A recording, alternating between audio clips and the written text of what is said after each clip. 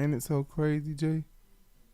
Okay, yeah, my hair is coming down. Jay was trying to hide the fact that I see what you're talking about, Jay. You was trying to hide the fact that I have that my hair is coming down. That she was taking my hair down. So basically, it's hair all in the damn undone hair under my favorite hat and under my outfit.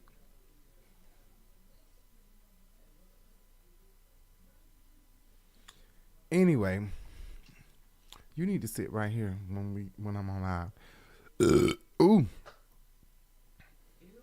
them folks don't want to hear that shit, right? Ain't that right? Them folks don't want to hear that shit, Jay. Anyway, thank you guys for tuning in. I'm Rico Bellucci. This is another episode of. Why can't I hear myself? Hello, hello, hello, hello, hello. Oh, okay, I guess I can. This is another episode of Rico Live, right here on the Urban Binge YouTube channel.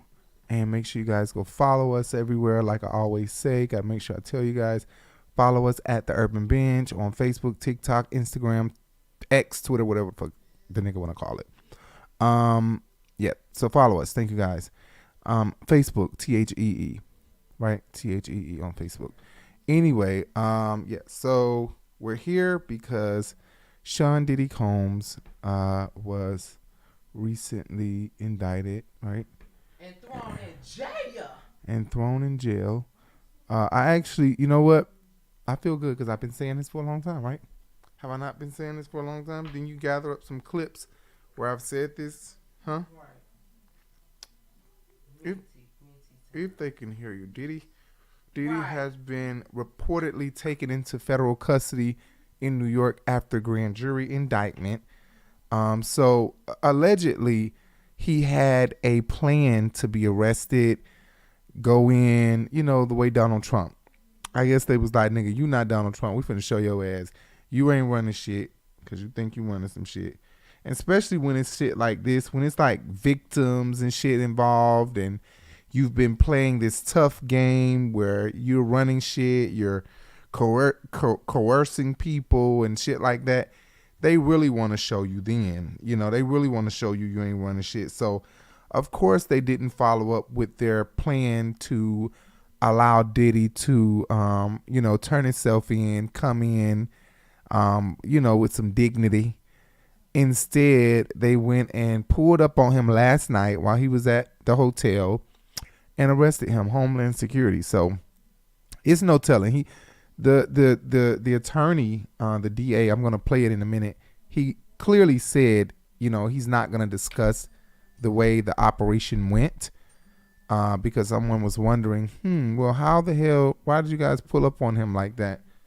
Basically, you know, like it was supposed to be more civilized than that, but he wouldn't say why.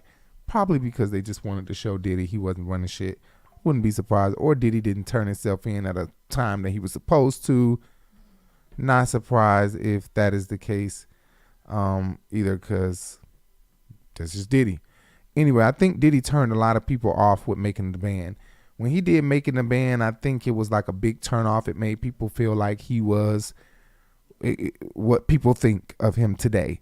You know, bossy, rude, careless about people's feelings, and you know, like just loose with his tongue, in a way, a bully the same way Suge Knight is, but more sophisticated bully, if you will. I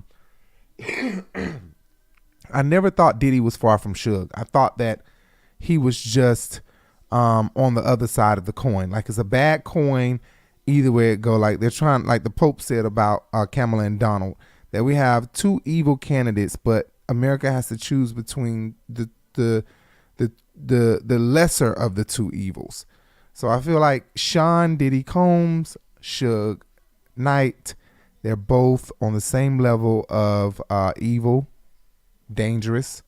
I just think that Diddy is the lesser, if you will, you know. So it was all gonna catch up to Diddy one day. All the shit he done did, all the mean shit, making the people walk to the Cheesecake Factory, leave their ass. Yes, it was for entertainment, but they was pissed. They were pissed, right? We recently watched a marathon of Making the Band from season 1 to the final season.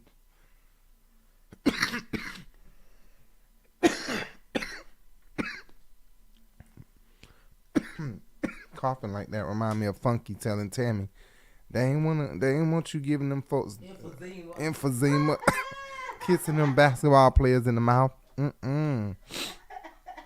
Damn. Anyway, so speaking before Diddy was arrested, he decided to do things like this. He was around New York City speaking to fans. He went to Washington Park. He went to Central Park. He was just walking around New York City. I guess like this is my last time to see freedom, because he probably knew they wasn't giving him a bond. He probably knew how serious the everything was. From what the documents say, it's just a 14-page indictment, which just is the word to use. It's not an exaggerated word, because indictments can be hundreds of pages, okay? Especially when it's got sex trafficking, racketeering and all of that involved. The I've heard of indictments being like hundreds of pages. So his being just 14 pages is I don't know. It makes me. I'm gonna go ahead and give you guys my opinion. It just feels like Diddy is probably not gonna. All of these charges aren't gonna stick. It doesn't feel like all of these charges are going to stick, if any. Okay, that's just what it feels like. I don't think money is involved with him. If they did not stick, I think that it just feels like somebody's mad, somebody's angry, and somebody is trying to. Not to say he didn't do these things. It just feels like there is some vindictiveness behind it, like some, I don't know if that's a word, vindictiveness, but it feels like there's some get back involved in it. I don't know. Of course, Diddy will receive karma, and everybody will, have their time for karma to come back and bite them in the ass. And this could be that karma, but it doesn't take away from the fact that it feels like a machine or a train is behind this. It doesn't feel like this is natural. Bill Cosby shit, maybe I'm wrong, maybe other people felt this way, but it didn't feel like a train or machine was behind it the way they were saying. NBC is trying to shut him down and blah, blah, blah. For me, it didn't feel that way. It didn't feel that way. It was like, maybe this is true. Maybe they are. But it didn't feel like, that naturally for me. But for this Diddy case, it feels like there is like this anger or this madness and this like the whole forwardness is all with like a bullhead. Like I can't explain. It just doesn't feel like it's natural or fully genuine. It just feels like somebody is trying to serve karma themselves. Not like this is natural karma. It feels like someone is trying to serve up some karma instead of it being natural karma. What's wrong? Oh. Anyway, yeah. So Diddy was out in the streets, out and about, trying to see all his fans. I guess I don't know what that was about. Him feeling like they can tell it's my middle finger.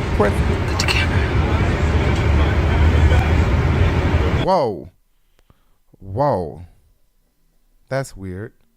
So yeah, this is Diddy. This is Diddy yesterday.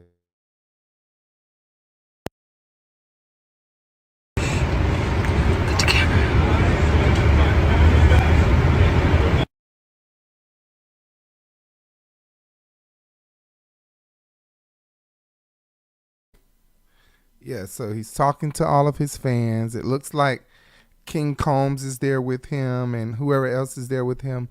But yeah, he just actually just went out there. I don't know what that was about. I spoke previously about this, the guy that won the $100 million. I'm going to play all of my commentary about Diddy, at least what I could gather about Diddy. I'm going to play that at the end of this video, so don't close it out when I end here. I'm going to actually play all of my commentary that I've spoken about Diddy, if anybody cares, at the end of this. Because I've been saying this for a long time that Diddy, an indictment is going to come down. Now, I thought that the indictment was going to be about Tupac's murder, but I don't feel like he's clear of that yet. But I don't think that Keffe D is, first of all, fully credible to them. And I also think that they're having a hard time finding evidence to make Keffe D's testimony stick. Like they need more evidence. And I wouldn't be surprised, like I've said before, if they pull Tupac's body up. I wouldn't be surprised if they have to go back and like, it's hard. I watch detective shows and crime shows all the time, documentaries, and when they have to do these old crimes, it's much harder. It's much harder, but in a way, the new technology helps push it along because it's so much new technology. But the hard part is when that shit is gone, it's gone. When the blood is washed up out of the street, ain't no way of getting that back. Ain't no AI can bring that back or nothing. When that car has been fixed and the bullet holes and everything are sealed and they can't even analyze the car anymore, like AI can't bring that back in real time. Like, place this car here back with the same holes in it, blood and all. No, it can't happen. So it's real fucked up when they have to go back. But this guy got $100 million. Diddy says he didn't receive the lawsuit. He was never served. He doesn't want to pay it. And this was like a couple days before he got arrested. And then you got Lil Rod also suing him as well. Him and Cuba Gooding, which I don't have that photo here, but he's also, so Diddy got some freaky deaky ass ways. Really, we're gonna talk about that in a minute. USA, Damian Williams.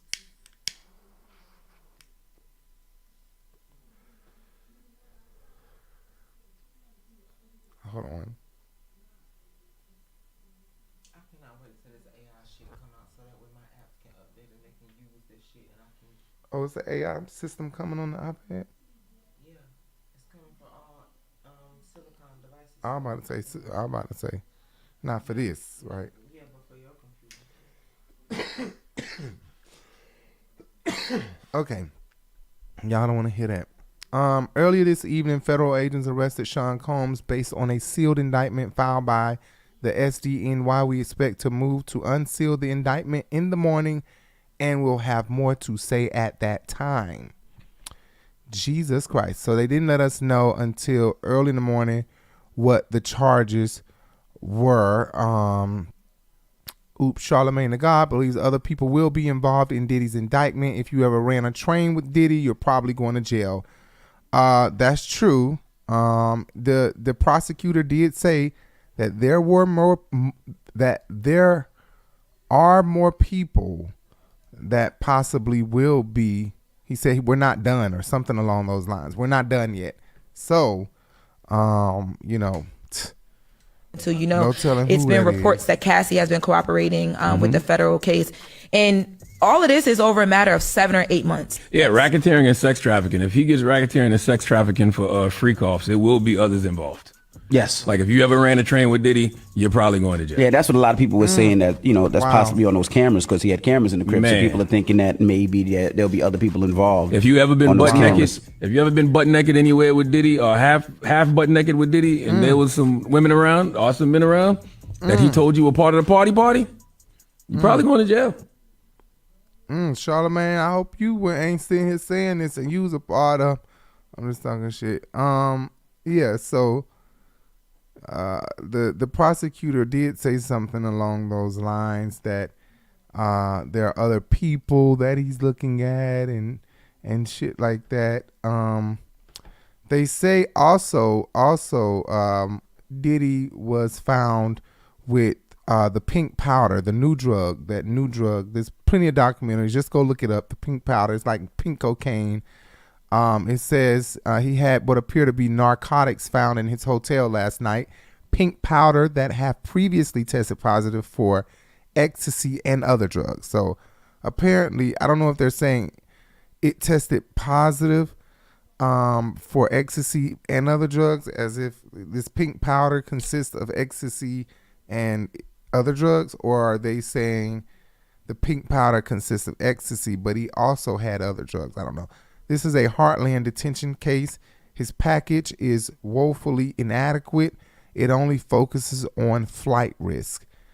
So yeah, he did ask for ask for bail, and they denied his bail. And of course they did, because like she's saying, it's inadequate. You're only speaking of you being a flight risk, and you're not naming in here that you won't do any drugs, that the drugs won't be around you. You pled not guilty to everything. He did plead guilty during his arraignment, but I don't understand why they wouldn't name that. So this is the defense proposal package to have him out.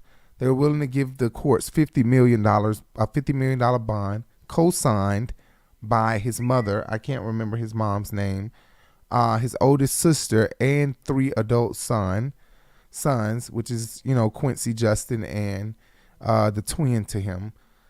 Secured by the equity of Mr. Combs' residence located at 2 West Star Island in Miami, Florida. The appraised value of the home is about $48 million. The home is unencumbered. Jay said, what did you say, unencumbered? Unencumbered. Read the sentence, what happened? The home is unencumbered. Oh, meaning he doesn't owe anything on the home. He paid it off. And which he did. In anticipation of his bail hearing on August 20th, 2024, Mr. Combs paid off the remaining mortgage of about $18 million so that the home could be used to secure a bond and be free of a mortgage. Secured by the equity of Mr. Combs' mother's home located at 450 Alton Road in Miami, Florida.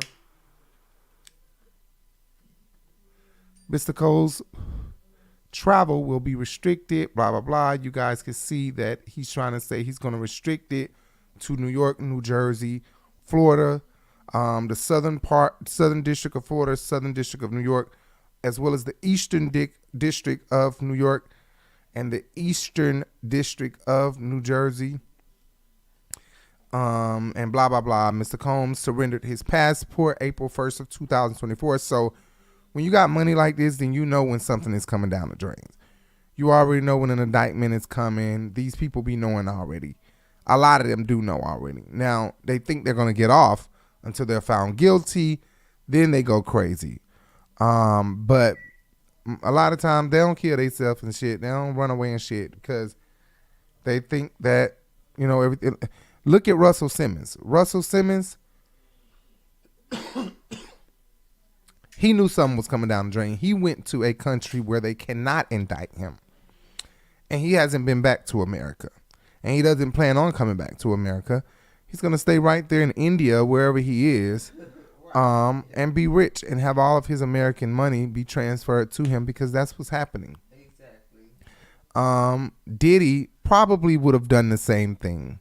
Knowing Diddy, he probably would have done the same thing. They probably would have had a high speed plane chasing him, trying to get that damn plane down. What was that show? I'm sorry. What was that show that we watched? Which was one? it Cruise Ship Killers or something? And that man ended up getting on a boat, and they still never found him from killing somebody. Oh, it probably was. You don't think Diddy got enough money to do no shit like that? Yeah, I do. His ass gonna be gone. He don't give a damn about his kids. They won't be leaving the United States. Yeah, they surrendered every child, even the 1-year-old. Love, as you can see at the bottom, Love Combs, Delilah Combs, Jesse Combs, Chance Combs, and Janice Combs. Those are all of his daughters and his mother. They surrendered their passports, but the sons did not. So they would have been the main one right over there with him. Exactly. Gone. Leave his daughters right here. He was crazy. Anyway, Diddy is smart. I wouldn't have been surprised if he would have ran though. Seriously, with his sons, they would have legally had a passport. He would have just got the fuck on his jet. But he turned over his jet. From my understanding, he turned over his jet. Anyway, yeah, they gave up their passports. Neighborhood Talk reported that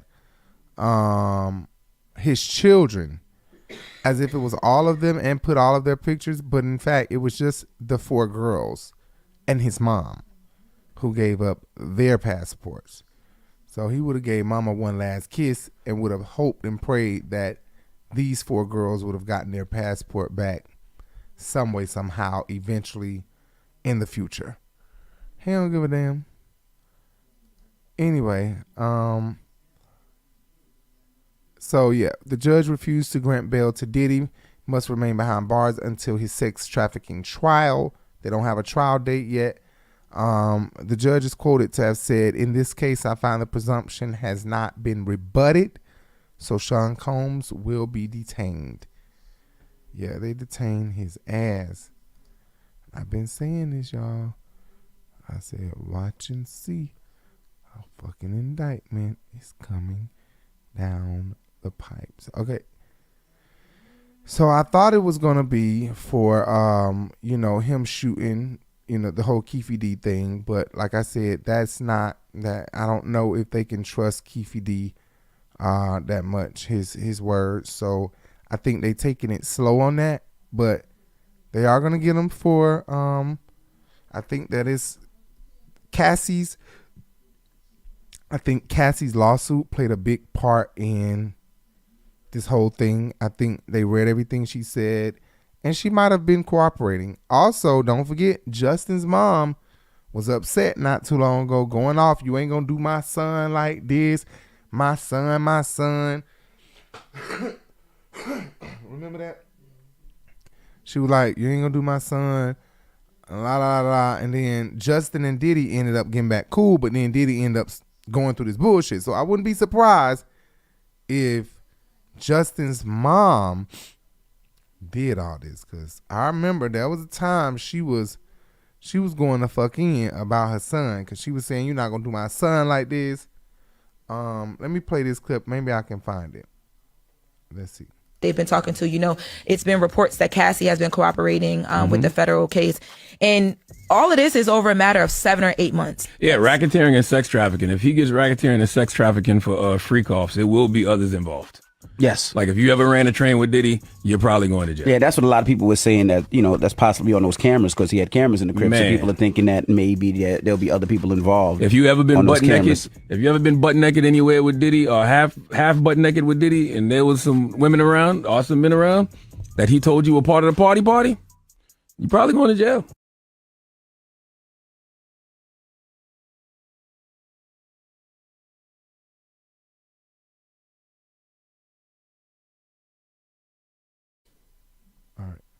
So this is NBA Youngboy and his girlfriend, and then Diddy and Cassie. So this right here, the first video you're watching, is NBA Youngboy fighting his girlfriend in a hotel. I forget what year they said this was, but I put these 2 videos together when Cassie's video came out, because I found this video and I just thought it was a great comparison. But you know what the difference is?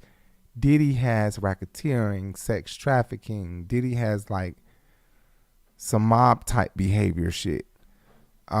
This is probably a normal DV, but let's not forget, NBA Youngboy is in jail right now for federal crimes as well, pharmaceutical shit, if I'm not mistaken.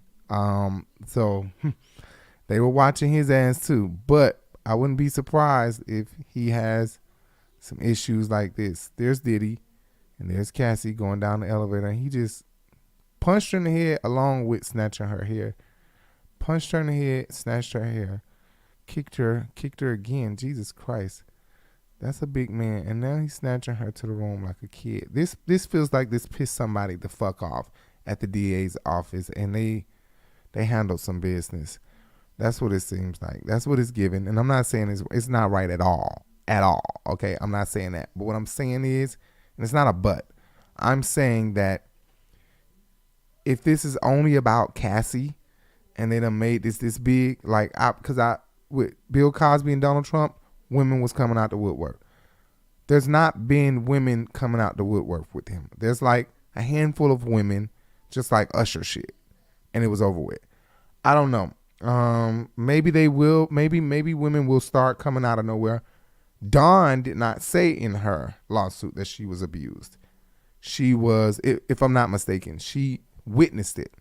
She witnessed it, and it traumatized her, if I'm not mistaken. I don't think she said she was abused personally. But again, there's video of Dawn, if you go watch my last episode, saying that she was not abused. Dawn Richards. They also say that, after Dawn came out and said what she said,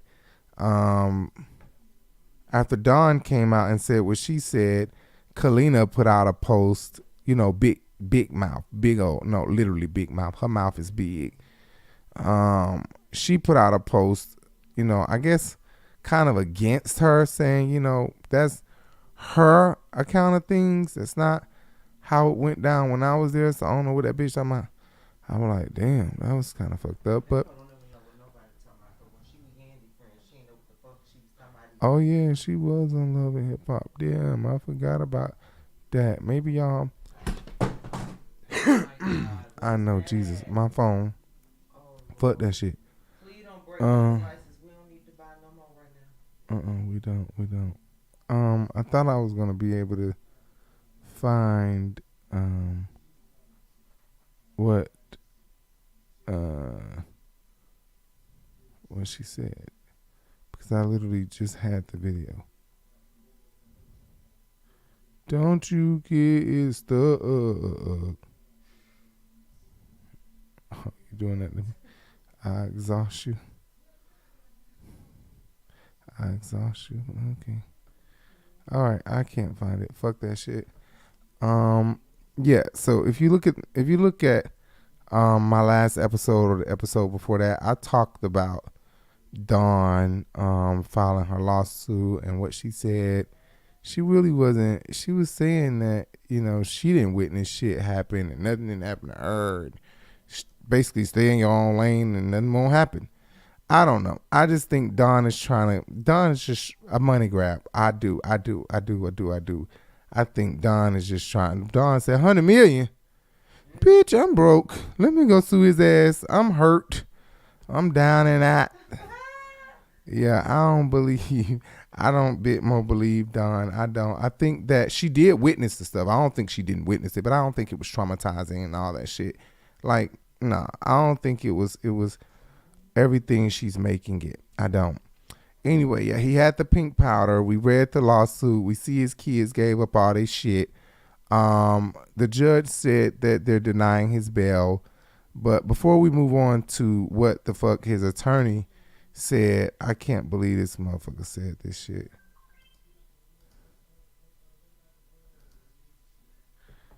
Let's see. Somebody, what?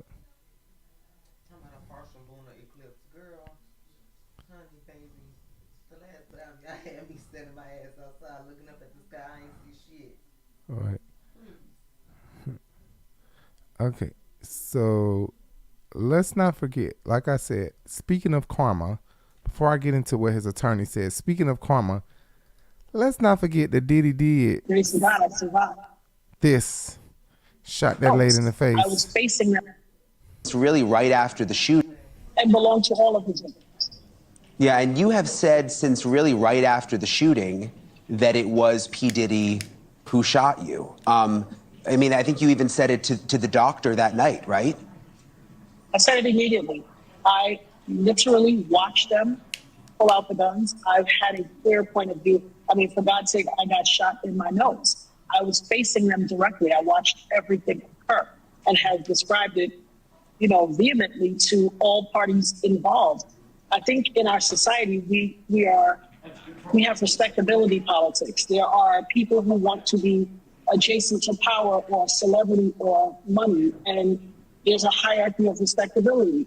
Because his name was more notable, he was believed rather than a victim who gave a first-hand account. By the grace of God, I survived.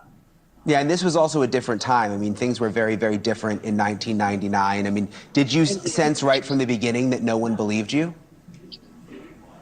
Well, I don't think that was on my mind. I think first and foremost, I'm a mother. I'm a mother of 3. At the time, I was a mother of 2. And just surviving and getting home to my children was of the utmost importance to me. Being whole and being able to mother them. That was, primary on my list. I didn't have any reason to believe that to think that someone would not believe me. But as things Okay, so I'm skipping all over the place. That's the woman that Diddy allegedly shot. See if you can find me an old article about that. If you can't, it's fine. Jay can't find me an old article, then y'all, you don't know what I'm talking about. Go Google it.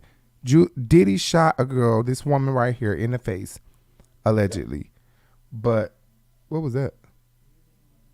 But never went to jail about it. Okay, who went to jail was another guy named, what was his name? Shine. Now, I don't know old New York hip hop and all of that stuff like that. Like, I know a few people, not everybody. So Shine, to this computer right here. Shine actually spent time in jail. You were supposed to screenshot it. Oh, no. Actually, no. Leave it like this, actually. Let's see. I'll share that, actually. Okay. So this is Shine. Shine was a rapper back in the day. Could you go get me an old picture of Shine, please? SHYE. Oh, okay, I'm sorry. I don't know if Jay know hip hop. I'll just talking shit. Jay do know. Jay is definitely very intelligent. Yes. Wounds. Yeah, like when we first, like him being a rapper back in the day. The victim saying that it was Diddy that shot her. That is what is the most remarkable. The you didn't see it was Diddy that shot her.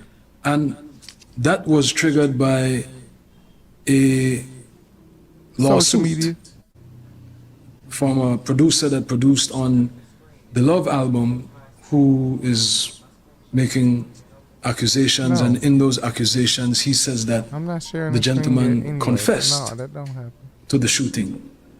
And that is what stands out to me the most, because I've done my best to put it behind me and to move forward. But it certainly reopens the wounds that I've been saying this all along. Everyone knew all along that I was the fall guy. That's Shine. But my political enemies and, detractors tried to make me into, this criminal. But everyone knew that I was a young kid that took the fall. Everyone knew that was the story. I'm just saying that I maintained my innocence all this time. I said I was defending myself. I didn't get into who did what. But the victim is telling you who did what. And I understand that there are other witnesses. Is she accurate, sir? I'm not going to get into that. But it does open wounds, and certainly sat in jail and relieved that people are saying what the truth is. Brother. That I did not shoot those people. I maintain that I never shoot nobody. That there were other guns there. I always said that. That has not changed. And that is the testimony that came out. Fragments were never removed. And they say that so his there was accent never is any fake. forensic testing to say who it was. This accent is a the front. Victims he got out of prison using this accent. witnesses are vindicating me. He's from but New York I have City. moved on. I'm not trying to and relive if you go that. listen to how he used to talk, I think he's acted in a few appreciative of things whatever too. contributions If I'm not mistaken, he's Diddy acted in a has few made things. To help But the people he of doesn't Belize. talk this way. I wish him He's well. now I pray for him. And I pray for the ambassador. alleged victims. And if me it is shut up. true, may justices are vindicating me. But I have moved on. I'm not trying to are vindicating me. Witnesses are vindicating me. But I have moved on. I'm not trying to relive that. And so I am appreciative of whatever contributions Diddy has made to help the people of Belize. I wish him well. I pray for him, and I pray for the alleged victims. And if it is true, may justice be served. If it is not, it's a tragedy because a global icon would have been destroyed. Global icon would have been destroyed, and he still kind of take the blame a little bit. He shouldn't take the blame for that because he didn't do it. From what this lady say, like she said, for God's sake, I was shot in the face, in the nose. How do you all think? Parties involved.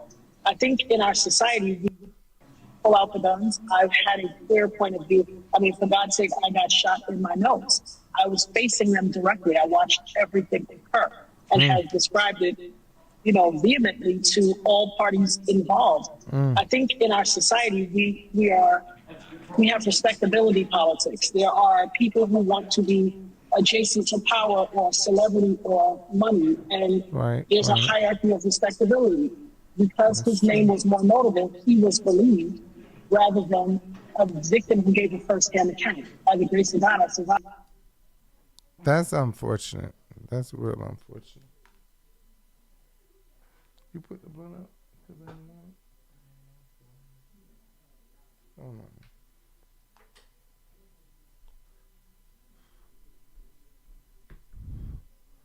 Yeah, this is a sad video right here.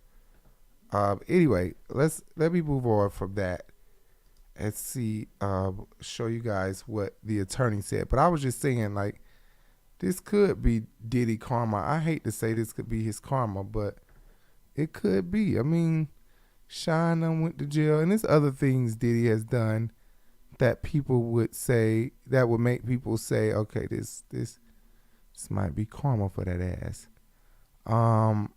Let me show you. First of all, let me show you before I get into what the attorney said, which you guys probably already seen. I'm just recapping shit. Here is the boys leaving.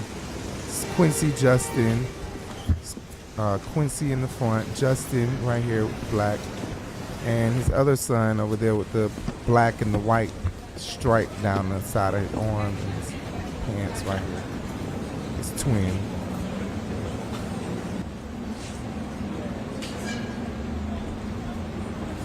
And let me just tell you something about that one.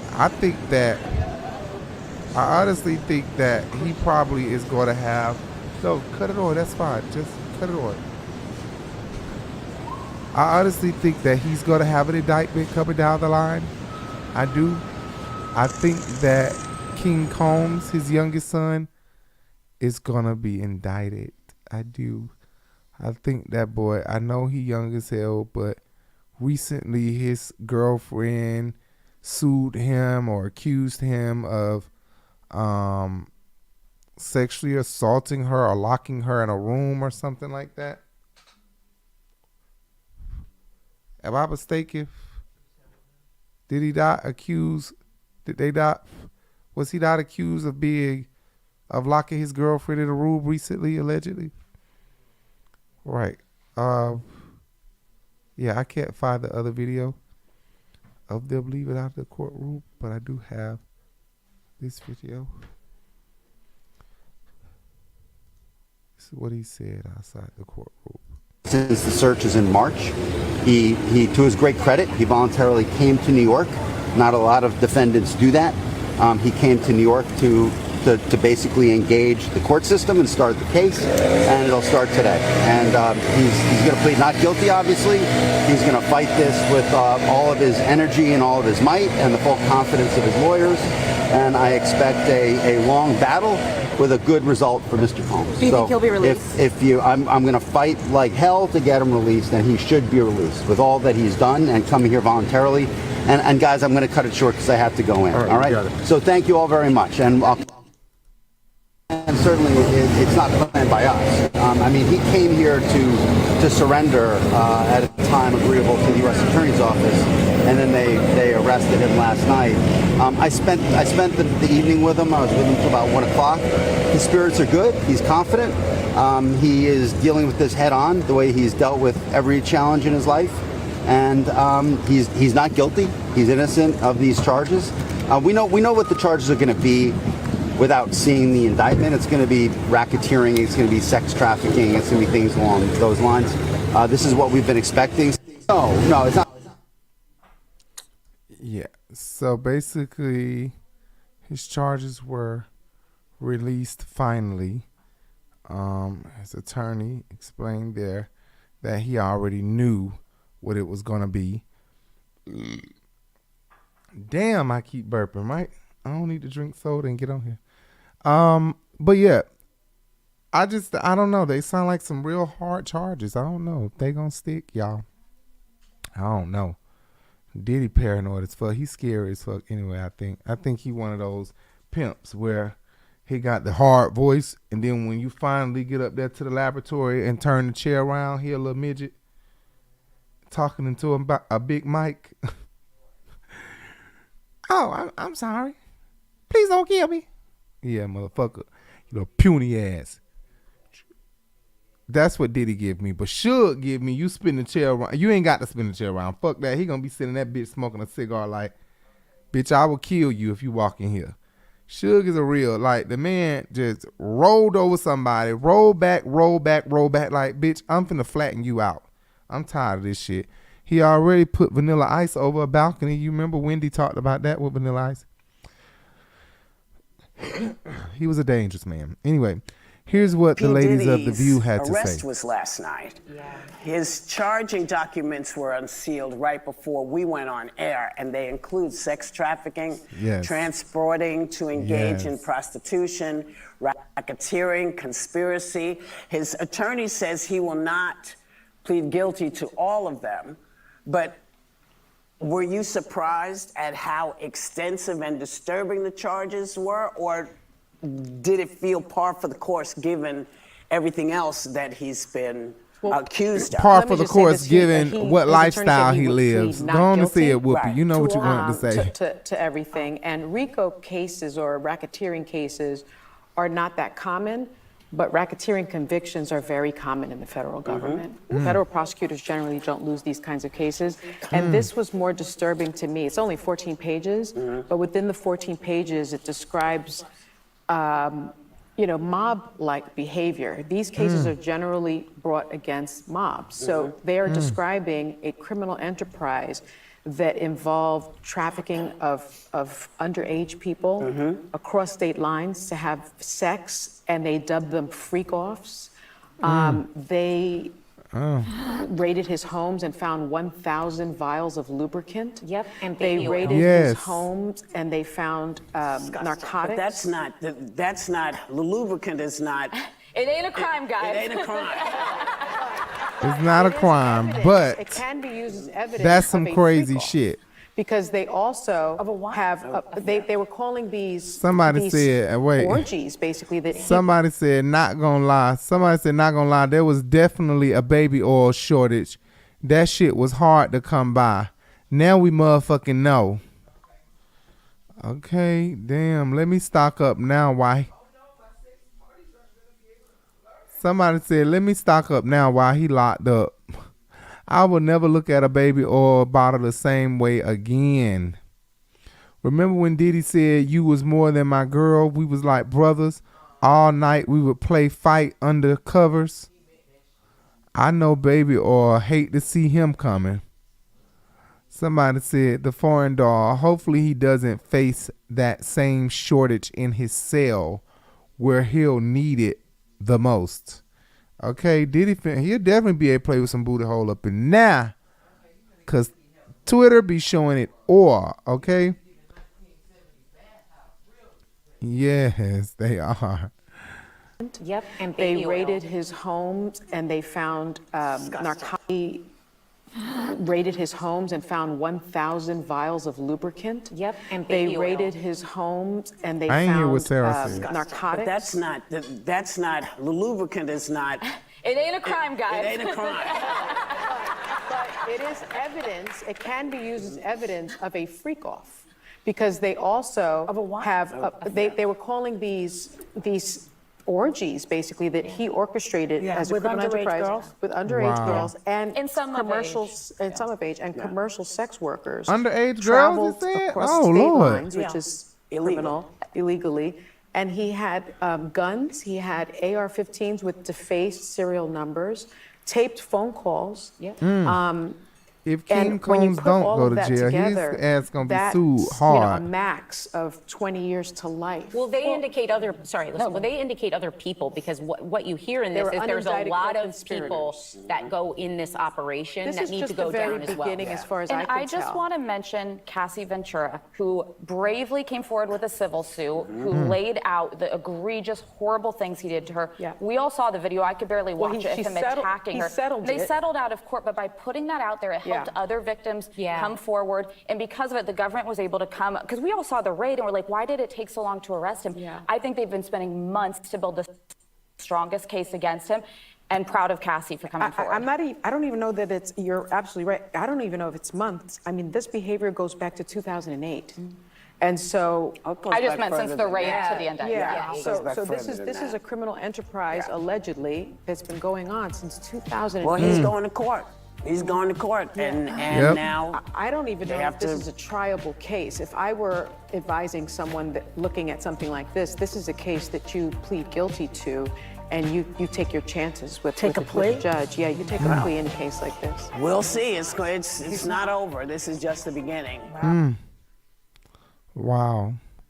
So this is victim of infamous New York City club shooting, insists Sean Diddy Combs shot her in the face decades ago, willing to have bullet fragments tested. She says she willing to have the bullet fragments tested. This is her in 1999 in the hospital. She's now 53 years old. December of 99. This is her in the hospital. Yeah. Wow. Ruben has insisted for years he unfairly took the fall for Combs. And I wouldn't be surprised if J-Lo get locked up too, because she knew a lot of shit was happening way back then.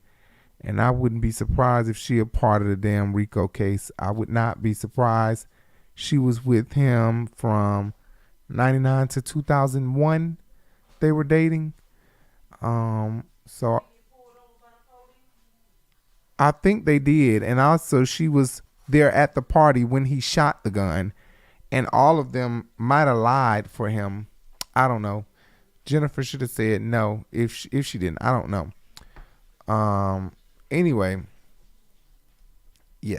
So back to my shit. Oh shit, I didn't even show the shit. Did I show the shit? Did I show the shit? Did I show y'all? I'm like, here she is right here. And I probably didn't even show the damn, I probably didn't even show the damn thing. Did I show the shit? Let's see. Right here. Share.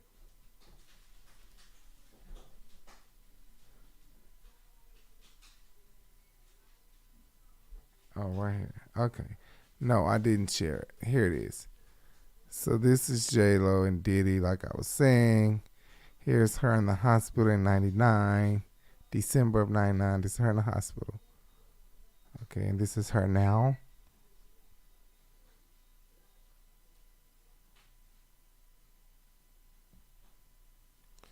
her now, and this is her in the hospital. Okay, this is her right here. Her right here. No, it's not. Anyway, yeah.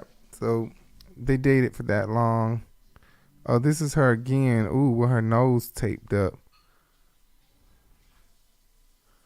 Ruben says she witnessed Combs take out the gun.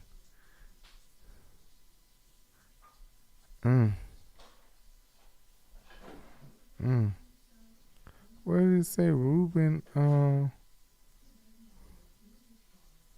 Ruben has long maintained, insisted that he shot her. Okay, I gotta find out where that was. Anyway, 8th Avenue. Wow, stopped by cop. Oh yeah, Diddy and Lopez also fled the club in a Lincoln Navigator, but were stopped by the police on 8th Avenue and arrested. Lopez was released after 14 hours, but was never charged in that case. Ooh, bitch. Ooh, if they go back and get Jennifer ass, it's over with, bitch. Ooh, it's gonna be over with for her big time. It's gonna be over with. Anyway, yeah, so that happened.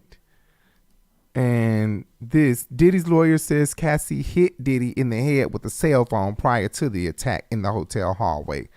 Claims that she had been cheating on Diddy for years with her current husband. And that man is fine as hell. Her current husband is fine as hell, okay? Okay, her current husband is fine as hell. Okay, it says delivery. Authorities claim they seized freak-off supplies from Diddy's houses during previous raids. More than 1,000 bottles of baby oil and lubricant. We talked about that already. In or about March 2024, during search of Combs' residence, Florida, Los Angeles, California, law enforcement seized various freak-off supplies, including narcotics and more than 1,000 bottles of baby oil. They said he was giving people narcotics and pills and shit like that. Anyway, yeah, they found the guns in his house and all of that. But yeah, I can't believe that the attorney felt the need to say that this girl hit him in the head with a cell phone. Are you fucking kidding me? He had enough time to calm down and think about that. He was that angry. Like, I feel like, yes, there's a such thing as a quick reflex, but come on now. That you had time to run out, hit her, and then hit her more. Like, there is a such thing as a quick reflex, but at some point you realize that you're hurting someone weaker than you. Like, I don't know. That's just how my mind is set up. I don't know. I don't understand why he would even use that and say, oh, she hit him in the head with a cell phone and she deserved to get the shit beat out of her like that. No, minutes later, she's down the hall with her stuff, a jacket on, pressing an elevator. So, like, this had to be at least a minute or two later. No, your ass was in the shower because you butt ass naked, and she got the fuck on while your ass was naked and in the shower, or just got out the shower or something. That's what I think. She's fully clothed. He's naked. She was trying to get the fuck away. But she stayed a long time after that. Anyway, yeah. Let's see if I have another video slide for that.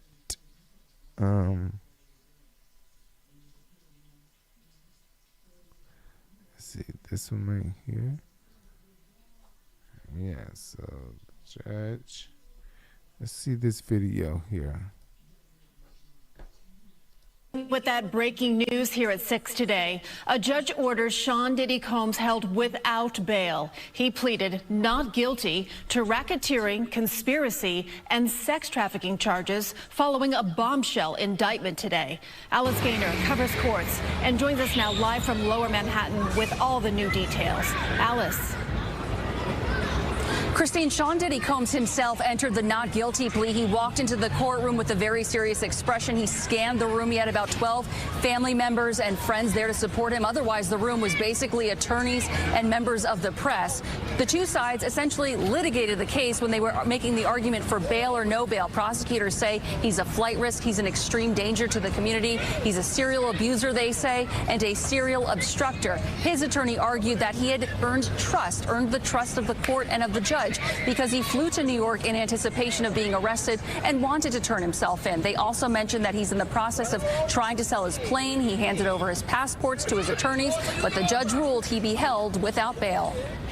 Sean Diddy Combs is accused of creating a criminal enterprise, of using employees, resources, and influence to allegedly carry out crimes including sex trafficking, forced labor, kidnapping, arson, bribery, and obstruction of justice. That employees like security staff, household staff, personal assistants, and high-ranking supervisors allegedly helped facilitate and cover up his abuse and sex escapades, never intervening. Other arrests could be coming. I'm not taking anything off the table. The previously reported March 2016 Los Angeles hotel video showing Diddy attacking then-girlfriend singer Cassie was referenced in the indictment. A member of the hotel security staff intervened, and Combs attempted to bribe the staff member with a stack of cash to make sure that what happened was kept quiet. The indictment alleges Diddy abused people for decades, verbally, emotionally, physically, and sexually. He's accused of manipulating women to participate in highly orchestrated performances of sexual activity with male commercial sex workers. These elaborate sex performances were referred to as freak-offs, which Combs is accused of arranging, directing, and recording.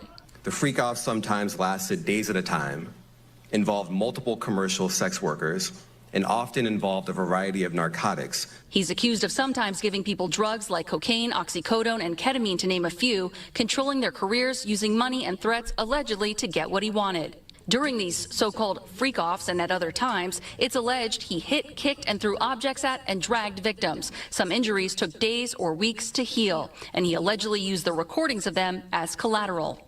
In March 2024, during searches of his Miami and LA homes, law enforcement seized drugs and more than 1,000 bottles of baby oil and lubricant, guns, ammo, and 3 AR-15s with the serial numbers defaced. His attorney says they are not his guns. Mr. Combs is a fighter.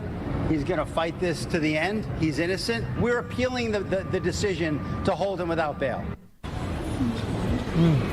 Combs faces a minimum of 15 years behind bars, up to life in prison if convicted on these 3 felony counts. His attorney says he is fighting the no bail ruling today. There is a bail appeal hearing scheduled for tomorrow, Christine.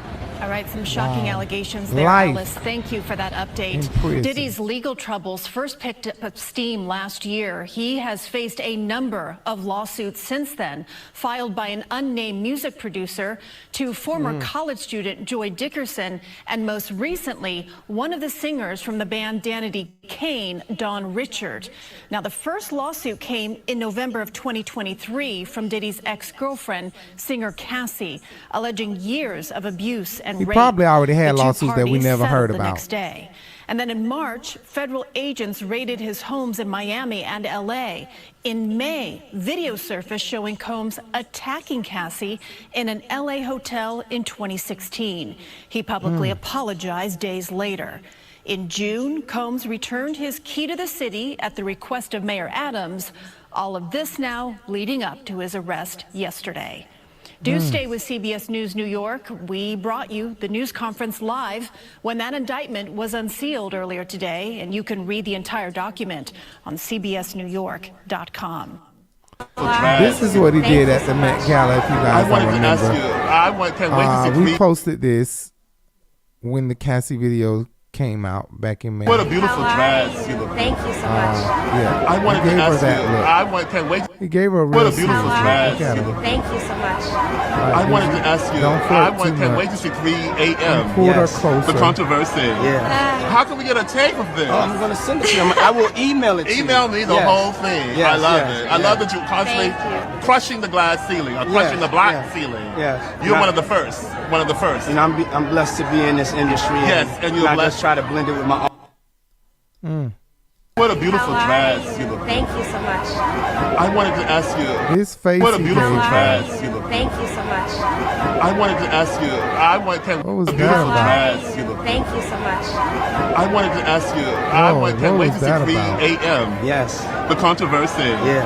How can we get a tape of this? I'm going to send it to you. I will email it to you. Email me the whole thing. Yes, I love yes, it. I love that you're constantly crushing the glass ceiling or crushing the black ceiling. Yes. You're one of the first. One of the first. And I'm blessed to be in this industry. Yes, and you're I blessed. just try to blend it with my.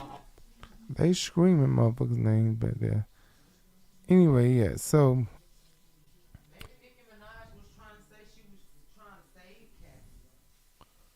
All right, I'm trying to take Cassie away from Diddy. You're right, Jay talking about maybe Nicki Minaj was trying to say she want to save Cassie. That's true. Maybe she was saying that, because she did say plotting on how I can take Cassie away from Diddy. Be my little freak. Be my little freak. Ain't that on Little Freak? Who's that? Little Freak is Usher? Usher, right. She did say that, plotting on how she can take Cassie away from Diddy. Anyway, I think those were all of my clips. I want you guys to stay right here until the end, okay? I'm about to play everything I've said about Diddy, okay? How I have clearly, okay, said this man was going to get indicted. Y'all got to watch me more. Make sure you follow me. I'm Rico Bellucci. Make sure you follow me at The Urban Binge on Facebook. That's 2 E's. As you can see it scrolling down at the bottom. And 1 E everywhere else. At The Urban Binge. At The Urban Binge on Facebook. The Urban Binge on Facebook. And I thank you guys so much for tuning in all the time. Thank you guys for tuning in. Make sure you share this video. Hopefully I play some clips that were like, hold up, I ain't know that happened. Yeah. What a beautiful dress. Thank you so much. I wanted to ask. Did this to this woman. Beat her up this badly. Beat her up badly. Look how he doing her. Look how he doing her.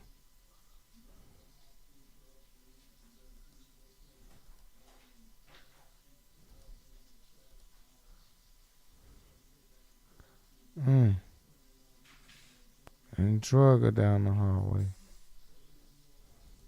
Can't wait to see 3 a.m. Yes. The controversy. Yeah. How can we get a tape You think of she ain't get her settlement money and then sit up here and tell on his ass? I love it. I Still love that you're fucked him up. She fucked crushing him the up glass ceiling, bad. crushing the black She heard ceiling. that apology and said, You're one of the you ain't first. sorry. One of the first. You know, I'm blessed to be in this industry. Yes, and you're I blessed. just try to blend it with my. This is Morning, the everyone. press conference today. My name is Damian Williams, and I'm the U.S. Attorney here in the Southern District of New York.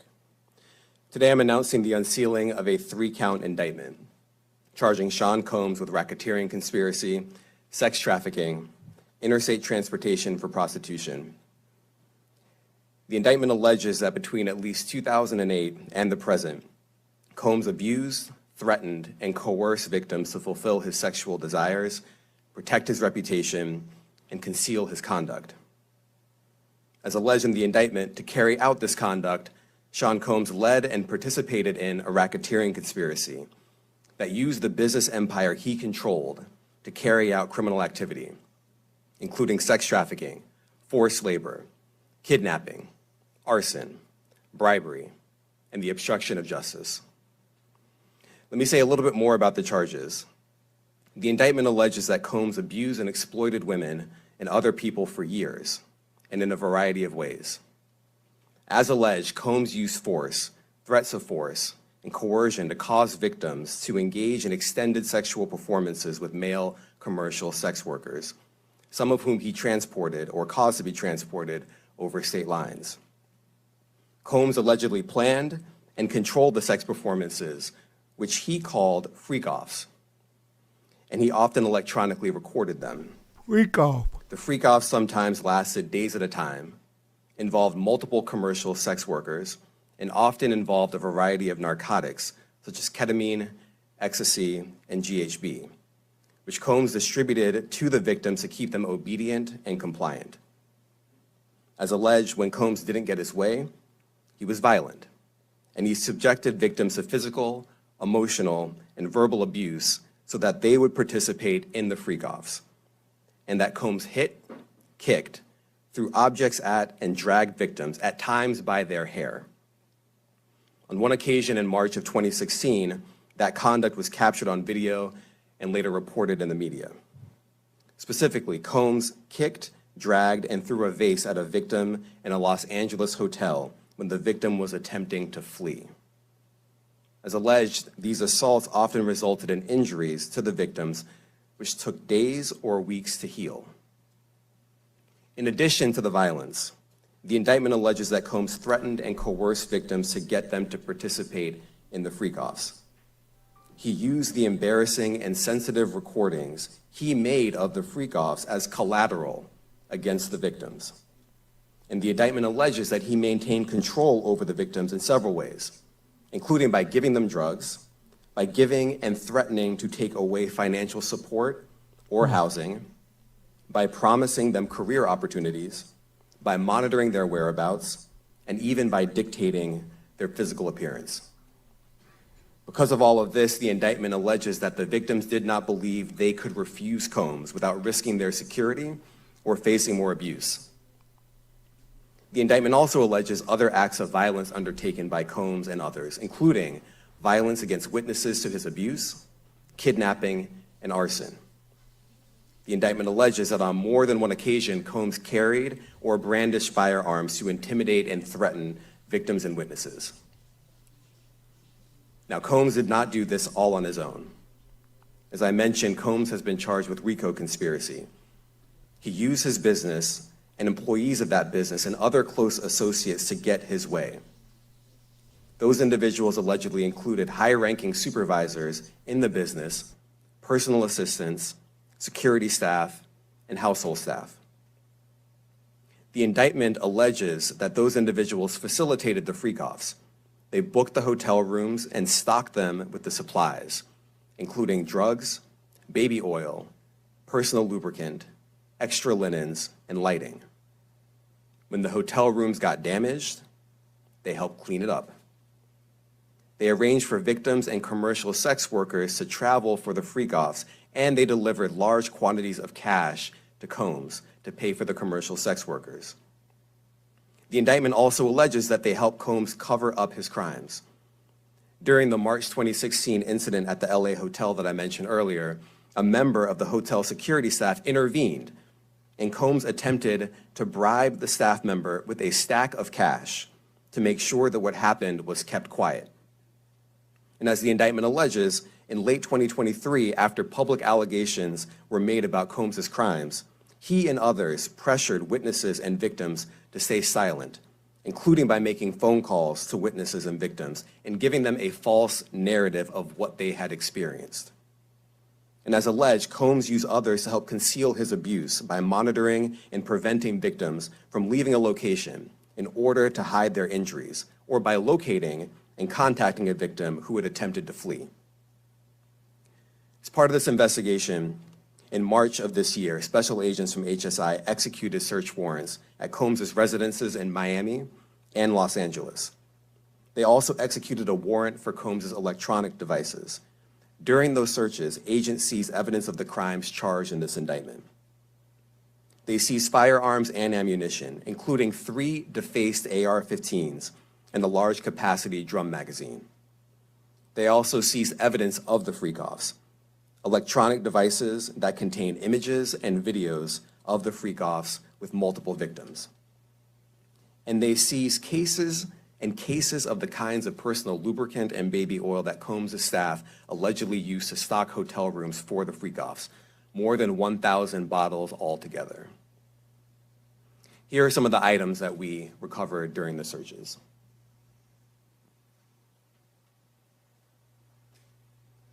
As you can see here, this is a drum magazine, large capacity, and it contains, I believe, 59 rounds. I mentioned as well that we recovered 3 AR-15s. This is a close-up shot of one of the AR-15s, and you can see right here, the serial number has been thoroughly defaced. Another picture of more ammunition and parts of 2 AR-15s right there. Now, I want to be clear about 2 things. First, this office is determined to investigate and prosecute anyone who engages in sex trafficking, no matter how powerful or wealthy or famous you may be. No one should doubt our commitment on that. A year ago, Sean Combs stood in Times Square and was handed a key to New York City. Today, he's been indicted and will face justice in the Southern District of New York. Second, we are not done. This investigation is ongoing, and I encourage anyone with information about this case to come forward and to do it quickly. Anyone with information can call 1-877-4-HSI-TIP. I want to express my deep appreciation for the victims and witnesses who have used their voices and helped bring this criminal conduct to light. We would not be here without them. I also want to thank the dedicated case agents on the HSI Trafficking in Person Squad in New York. They have been with us since day one and have worked tirelessly on this investigation. They will continue to be invaluable partners to us. I also want to thank the incredible agents and analysts from SCNY who have also provided tremendous assistance on this case. I'm deeply grateful for their continued work. And finally, I want to thank the outstanding career prosecutors from SCNY who are handling this case. Meredith Foster, Emily Johnson, Chrissy Slavic, Madison Smizer, and Mitzi Steiner, and their supervisors, Jamie Backleepter and Jacqueline Kelly. They are members of the Civil Rights Unit in our criminal division. We created the Civil Rights Unit when I became U.S. Attorney. I'm deeply proud of their work on this and so many other cases. I'll now take some questions. Aaron Katursky, ABC. Thanks, Nick. Damian, thanks. The indictment describes aggressive, open, violent, hedonistic abuse that you say was recurrent and widely known. Why did it take law enforcement so long to intervene? How many women were victimized by Sean Combs, and how many others were involved? Look, our investigation is ongoing. We are committed to bringing justice to everyone who's been victimized by the defendant. I can't tell you why it took so long. I think the better focus is on the fact that we are here today. And we are committed to making sure that justice is done. Next question.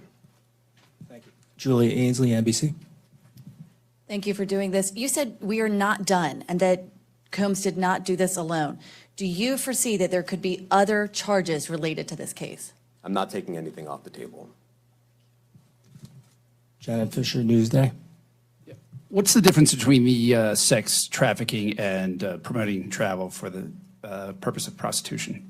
Well, there are different crimes with different elements. I don't think we should get into the nitty-gritty of the legal discussion right now, but the sex trafficking, we believe, they're all serious offenses, but the sex trafficking conduct carries some significant penalties, and we are gratified that we were able to bring that charge. Is one more coercive than the other? I'm not going to be able to get into that, but you can look it up, and yes, sex trafficking, especially when it involves coercion or force, is a very serious crime, and it carries significant penalties. Good afternoon, Darla Miles, ABC 7 New York. Thank you for this press conference and for the details. 2 questions. In context of this indictment and the information that was presented to the grand jury, are you able to clarify the number of victims? It's mentioned plural in the indictment, but can you specify the number of victims just for this particular indictment? And secondly, can you provide details about the alleged arson? Unfortunately, I'm not able to provide either. The number of victims, you are correct. We are intentional in saying multiple. The details of the arson incident are limited to what we have in the indictment and also the detention letter that we filed, which contains more details than the indictment does at various points, but we don't have anything more beyond that. Next question. Lynn Tran, CNN. Are any of his accomplices or associates under investigation? And additionally, could he face any more charges?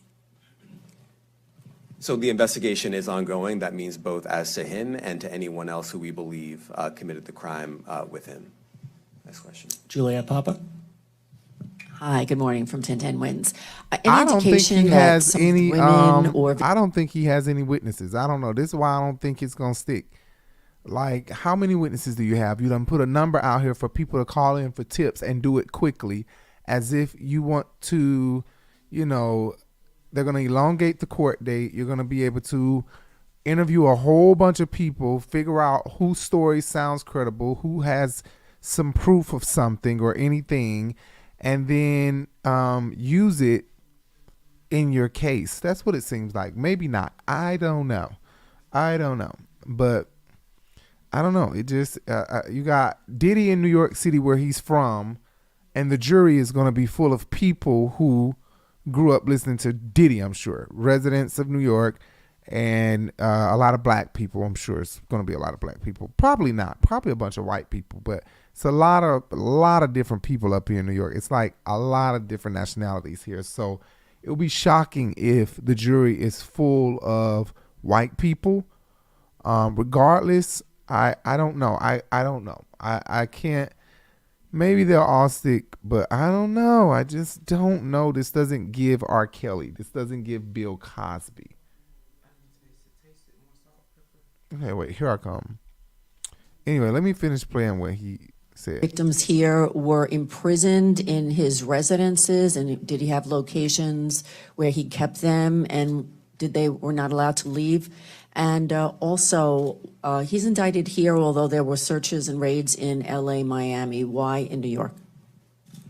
Well, I'm biased. I'm the U.S. Attorney in the Southern District of New York. I think that we have an outstanding track record of bringing some of the most impactful, sprawling, complex, difficult sex trafficking, human trafficking, labor trafficking, you name it. The Southern District of New York can do it, and so we're very proud of that.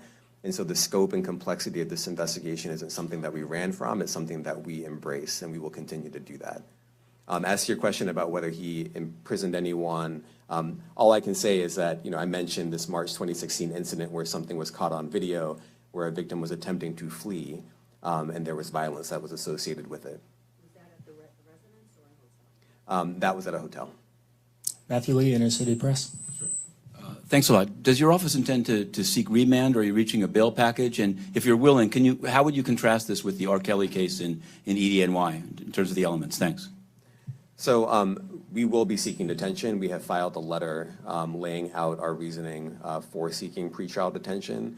I'm not going to be able to expand beyond what's in the letter, but it contains all of the reasoning, and it contains the law as well. There is a presumption of detention in a case like this, and we think that's warranted. John Anise, New York Daily News.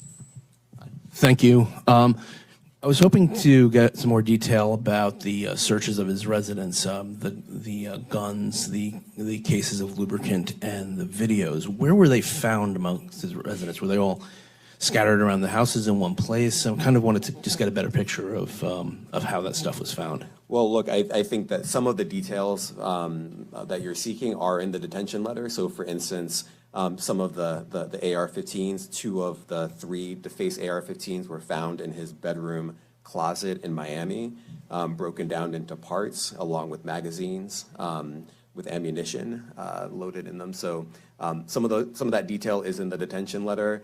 Beyond that, I'm not going to be able to get into where other items were stored. Ben Kochman, Post. Hey, thanks for doing this. Your office was the office that had been prosecuting Jeffrey Epstein before he died in custody. I have not read your detention memo yet. It's the first thing I'm going to do after this ends. But does the memo address, or is your office concerned with Combs's safety in custody, given what happened with Epstein? So we are concerned with anyone's safety whenever they are detained prior to trial. It's part of our obligations to keep people safe as well.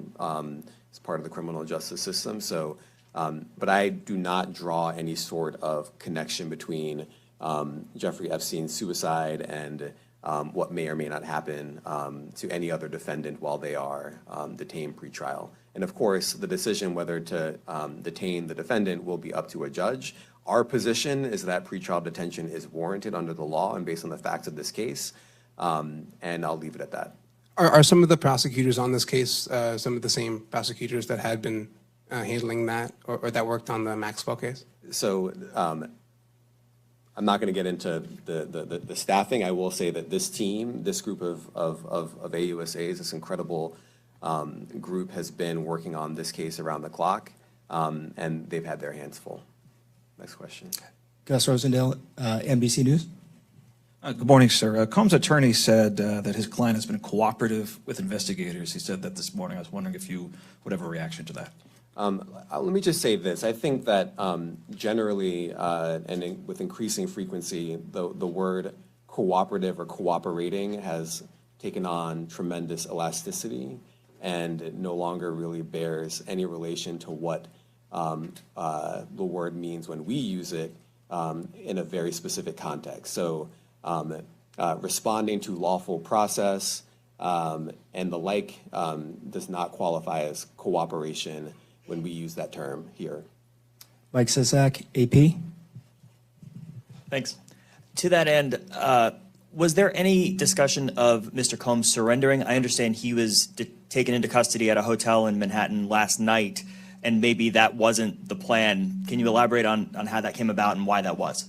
I'm not going to be able to get into any sort of operational details as to how he was taken into custody and when. He is in custody right now. He will be appearing in court later today. Was there any discussion of him surrendering, given they claim he's cooperating? I'm not going to be able to get into law enforcement tactics or operations.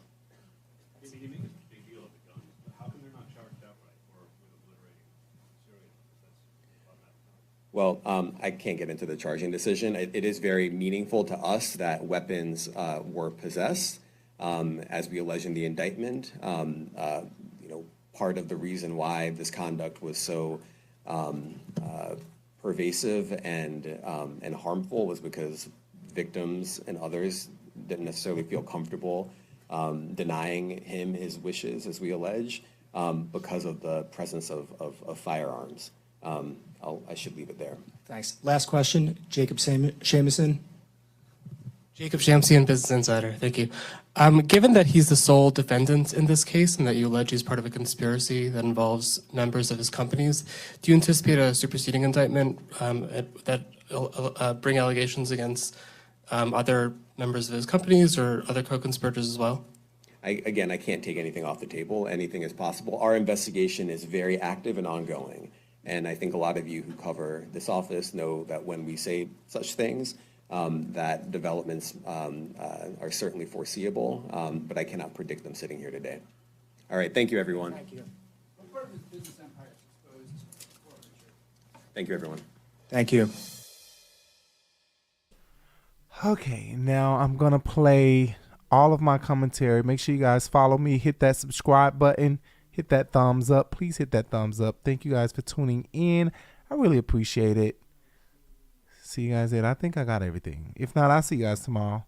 Hopefully I'll be here tomorrow. Shit, I don't know. Let's move on.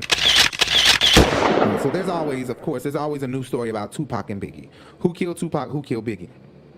People have ruled out, in their own head that the killer is your boy, Suge Knight. It's who everybody say it is. But the FBI agent alleges that Suge Knight ordered the 1997 killing of Notorious B.I.G. Okay, according to the Atlanta Journal-Constitution, this article by author R. Luther Lee at the AJC, Atlanta Journal-Constitution, he actually did this article about the FBI agent. So I actually already had seen the FBI agent or heard about it through Gary with the T or the Brat, one of them, on Ricky Smiley Morning Show. I had already heard about it through them, and I was interested. I'm like, so first of all, Where did this man say this at? Okay, so of course there's a documentary. There's always a documentary about Tupac and Biggie. There will always be a documentary about Michael Jackson and Whitney Houston and Prince, like Aretha Franklin. It will continue on and on and on and on and on. So of course there's a documentary about the Notorious B.I.G. And the FBI agent that is in this, okay? Let's read this. It says, retired federal agent says Death Row music exec paid hitman as revenge for killing of Tupac Shakur. So they felt like Biggie, of course, and we all know this is not news to anybody. They felt like Biggie killed Tupac. They felt like Biggie set that whole thing up. So Suge felt like, I got something for his bitch ass. Since Tupac is dead, I got something for this nigga. Of course, come on. Suge was highly pissed off that Tupac died the way he died and that he was dead, period. If Suge didn't have something to do with Tupac's death as well, okay? Because Suge could have had, they say Suge had something to do with Tupac's death. That's what's been said in the past as well. So if he didn't have something to do with his death, then of course he was retaliating back. I just don't understand where's the evidence that Biggie, and I'm not trying to start no bullshit or nothing. I just want to know where's the evidence that Biggie or Diddy or any of them set this whole thing up to have Tupac killed, when there's been more sayings that Suge killed Tupac and Biggie than there are Biggie killed Tupac, okay? It's not many people that I hear or that I've heard say Biggie killed Tupac as much as I've heard Suge kill both of them. You know what I mean? How you doing, Suge? Smoking your stove? I like that, man. We ever been arrested for it? I guarantee you, it's never been nothing for me but straight violence. Ain't no, you ain't snitching. I ain't never in my life told. You know, I'm the mother when people ask me if I know who killed Tupac, and not saying Tupac dead. A lot of said, hey, absolutely not. You'll have a 90 mother walk down the street and said, Suge Knight killed Tupac. Well, everybody know I ain't the killed Tupac. I'm the protected Tupac. But bitch ass Puffy can give him a mother star, and every rat in the world said he didn't want to kill Tupac or had him shot. Why you think nobody been arrested if they said they didn't want to kill Tupac? Because they're snitching to the police, so they ain't gonna get arrested. Not just to snitch and be smart, son. Because Tupac not dead. Tupac not dead. If he was dead, they'd be arresting those dudes for murder. You know he was somewhere smoking a Cuban cigar on the island somewhere. Right now. You know what I mean? Suge Knight is in jail. As you know, he's in prison, serving a 28-year prison sentence for intentionally running over and killing a man in 2015 in that driveway of that restaurant in California. I believe it was California, where he ran into that man frontwards and backwards. He drove over him a few times, back and forth, and then stood up in court and drove off, actually went home, lived his life. There is some new and disturbing video that will impact the murder case against media mogul Suge Knight. The video obtained by TMZ shows the January 29th incident where Knight's truck apparently runs over the two men. The truck backs up, hits one man. Seconds later, the truck comes back and runs over that man. We've had to, digitize the video because it's very violent. And then it also runs over another. And one of the men who were run over died. Knight says that for his part, he was trying to get away because he thought he was being ambushed and might actually be shot. Suge Knight is expected back in court at 2:30 p.m. Eastern time today, and CNN's Paul Verkaman is at the courthouse in Los Angeles. Here with me, legal analysts Joey Jackson and Danny Savellos. Paul, first to you, what are we expecting? Because we're hearing now that Suge may have actually dismissed his attorney and is thinking of representing himself. Is that accurate? Well, things change fast here in Los Angeles, Ashley. And what happened is Knight has already appeared.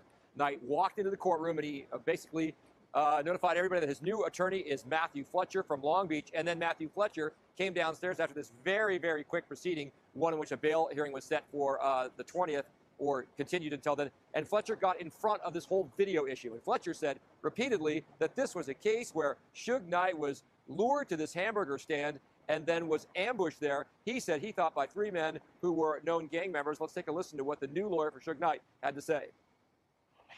Suge Knight then puts his car in reverse, gentleman tip, then he takes the easiest way out. He's not required to back out and reverse down the street. These guys were, my understanding of, active gang members. There's clearly a gun was removed from one of them. Again, the new attorney for Suge Knight trying to get out in front of all this, repeatedly stating that 100%.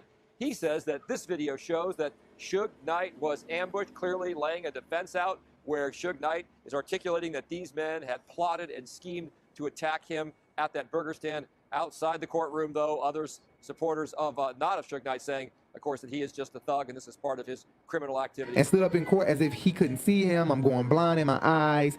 I didn't do all this bullshit.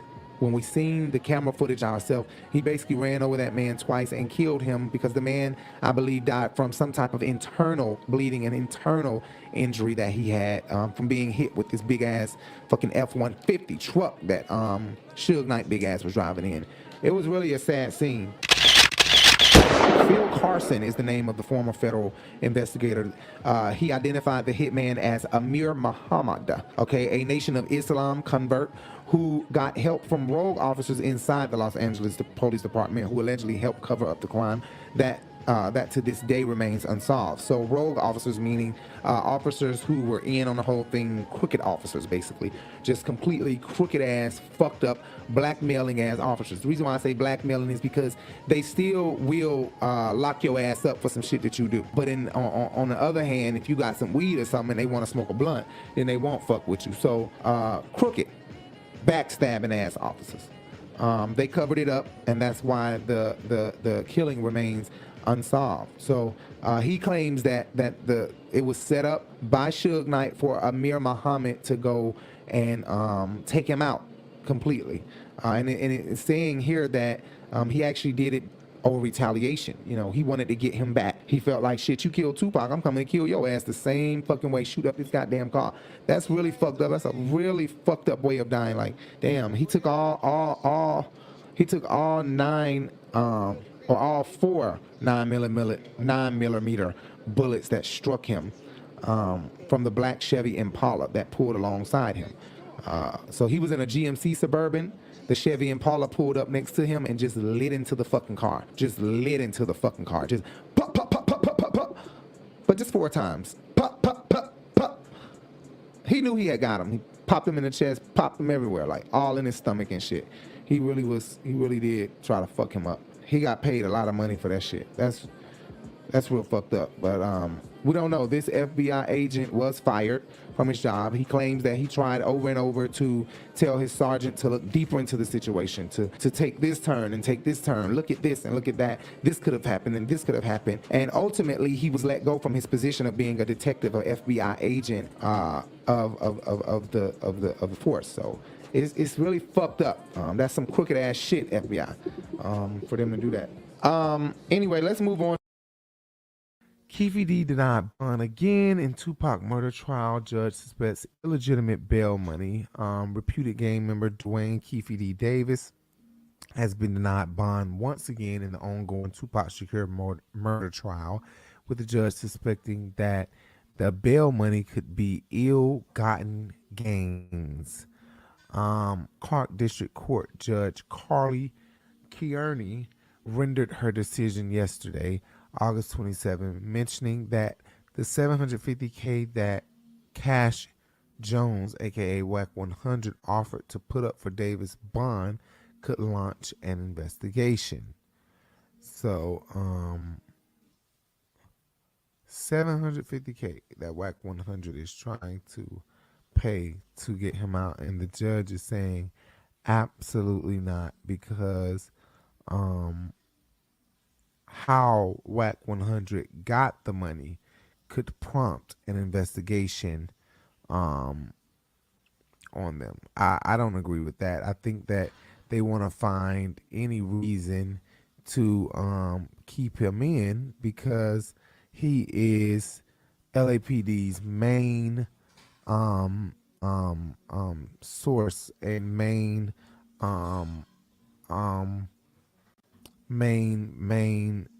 witness. And so the only way he can get off of this is I begin to think some weird shit. Like, what if he get out and change his identity? Start putting on this whole mask, change up who he is, everything, living his life as a whole nother man. Go get some surgery on his face, facial surgery, everything. Oh, that'll fuck him up. I can see WAC 100 helping him out in doing all that shit. But the crazy part is, imagine Diddy having the news coming through that Diddy has been indicted for the murder of Tupac Shakur, all because of what Keefe D is saying. They need to put this man on a lie detector test and make sure what he's saying is real and true. Because it'll be real sad if this is their only witness, their only reliable source saying that Diddy did it, and they have not enough proof, but they have some proof and what he's saying. Like, I think Diddy would get off. I absolutely think Diddy would get off. But I do think that an indictment is coming on the way, and it's going to be crazy as hell when we see it say P. Diddy has been indicted for the murder of Tupac Shakur. That's going to be real shocking. But I think this man, Keefe D, shouldn't have even been granted a bond. I think they were just trying to make sure that his rights, was being upheld, and that he was being treated fairly. So they gave him a bond and did not expect for someone to come up with the percentage that is required to get him out, and that's $750K. And WAC 100 came with the $750K, and the judge said absolutely not. And I think it's just a way for the judge to keep him in. The LAPD need him. If he dies, if he run away, if he goes away in any way, if anything happens, then their whole case is shot. So they need him. They're relying on him. And the way they can rely on him for free without paying him, without giving him any type of incentive to stay somewhere where they can stay in touch with him, is by being crooked, keeping him in prison and housing him there while they continue to put the pieces together so that they can properly indict Diddy. And it's so tightly sewed together that his lawyers can't slip through any type of openings. So they're just trying to keep him, hold on to him, treat him as best as they can in jail because they need him. But they don't want him to know that. They don't want him to know that, because then this a LA nigga. This a old LA nigga. This a old LA gangsta ass nigga. They know that if he gets an inkling or find out that they need him more than what they are portraying, then he's going to start asking for the incentive straight up. And they don't want to have to provide an incentive. So right now they getting by doing this shit for free, housing him right there in that prison because they need him. They need him. He's the only one that's able to give a reliable testimony against Diddy if they indicted him on murder charges or conspiracy murder charges, conspiracy to murder on Tupac. That shit gonna be crazy. Statute of limitation, I don't know if there's even a statute of limitation in Los Angeles. I don't know if there's a statute of limitation in Los Angeles for murder. I'm not sure. But regardless, even if he doesn't go to jail, and even if he's not charged federally for this crime, criminally, then he's definitely gonna have a civil charge on him. Like, somebody from Tupac's family is gonna sue the fuck out of him. Okay? All because of the implication. Even if he's found not guilty, just like they did OJ. The implication was enough. So they were able to use everything that they used in OJ's murder trial for the civil trial, and he was found guilty of murder in the civil trial. Anyway, am I correct? Huh? I'm correct about that? Never mind, you wasn't listening to me. Good. What you making? You finna make that chicken? No, I'm finna make me some chicken strips with some jerk seasoning on it so I can eat this rice with peas and you can eat your food. How you gonna make one food? I'm gonna make it the same way I did. I was just trying to get started on mine because mine's taking a little Right, yours take longer. I'm glad you know that. Thank you. Thank y'all.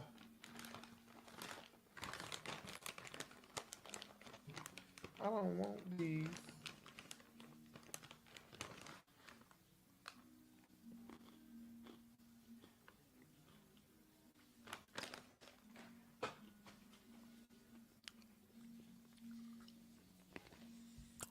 Okay.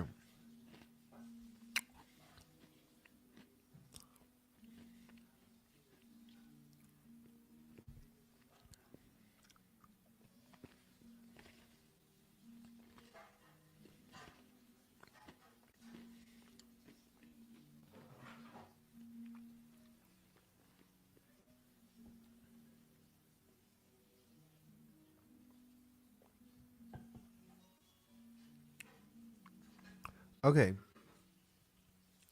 Speaking of Los Angeles, LA, producers, Diddy, LA Reid, and Diddy, both of them got sexual assault cases pending, and they both just filed for the cases to be dismissed. Now, for Diddy's case, there's been no response as of yet, as I speak today. But LA Reid motioned to dismiss his sexual assault case by a woman or a male named Drew was dismissed in New York. And that's the thing. A lot of these producers, a lot of these big people, Donald Trump, a lot of these people thought back in the day they could do all this stuff, and now it's coming back to bite them in the ass. And the state of New York is a Democratic state, so they have a lot of Democratic judges, and so these judges, they make an example out of these rich people up here in New York City. So when they're charged, just like Bill Cosby, when they are charged, they don't take it easy on rich people, on famous people. They do not take it easy in New York, but they do take it a little easy on, I feel like, criminals and shit up here. I don't know why. Oh, excuse me. Yes. Famotidine is the shit. Okay. I be having heartburn and shit. Famotidine be just killing it, helping this burp come up. And see, that's the thing. I keep fucking up every time I'm supposed to remember. Open this shit up, Justin. Open this shit up. Open this shit up. Yeah, this is what I was supposed to be opening up. I'm sorry. Yeah, this is it right here.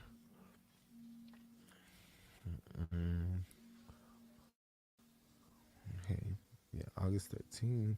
It was denied. Drew Dixon is the person's name. And it was denied. Yeah, it was denied. Don't know what he thought. They damn show didn't let that go on his ass. And like I said, Diddy as well, he filed to have his dismissed. But I don't think that there has been a response.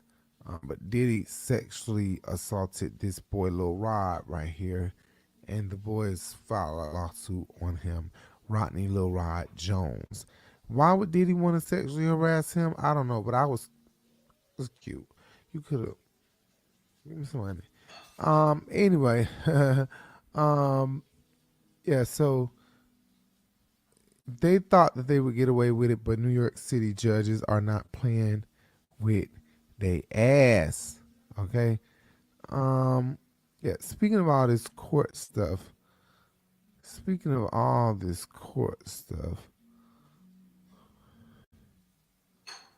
let me see.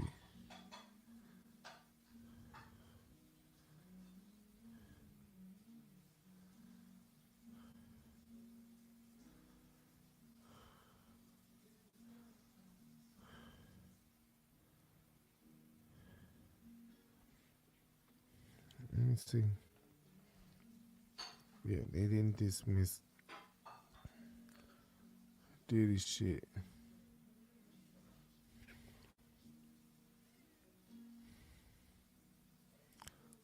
Okay.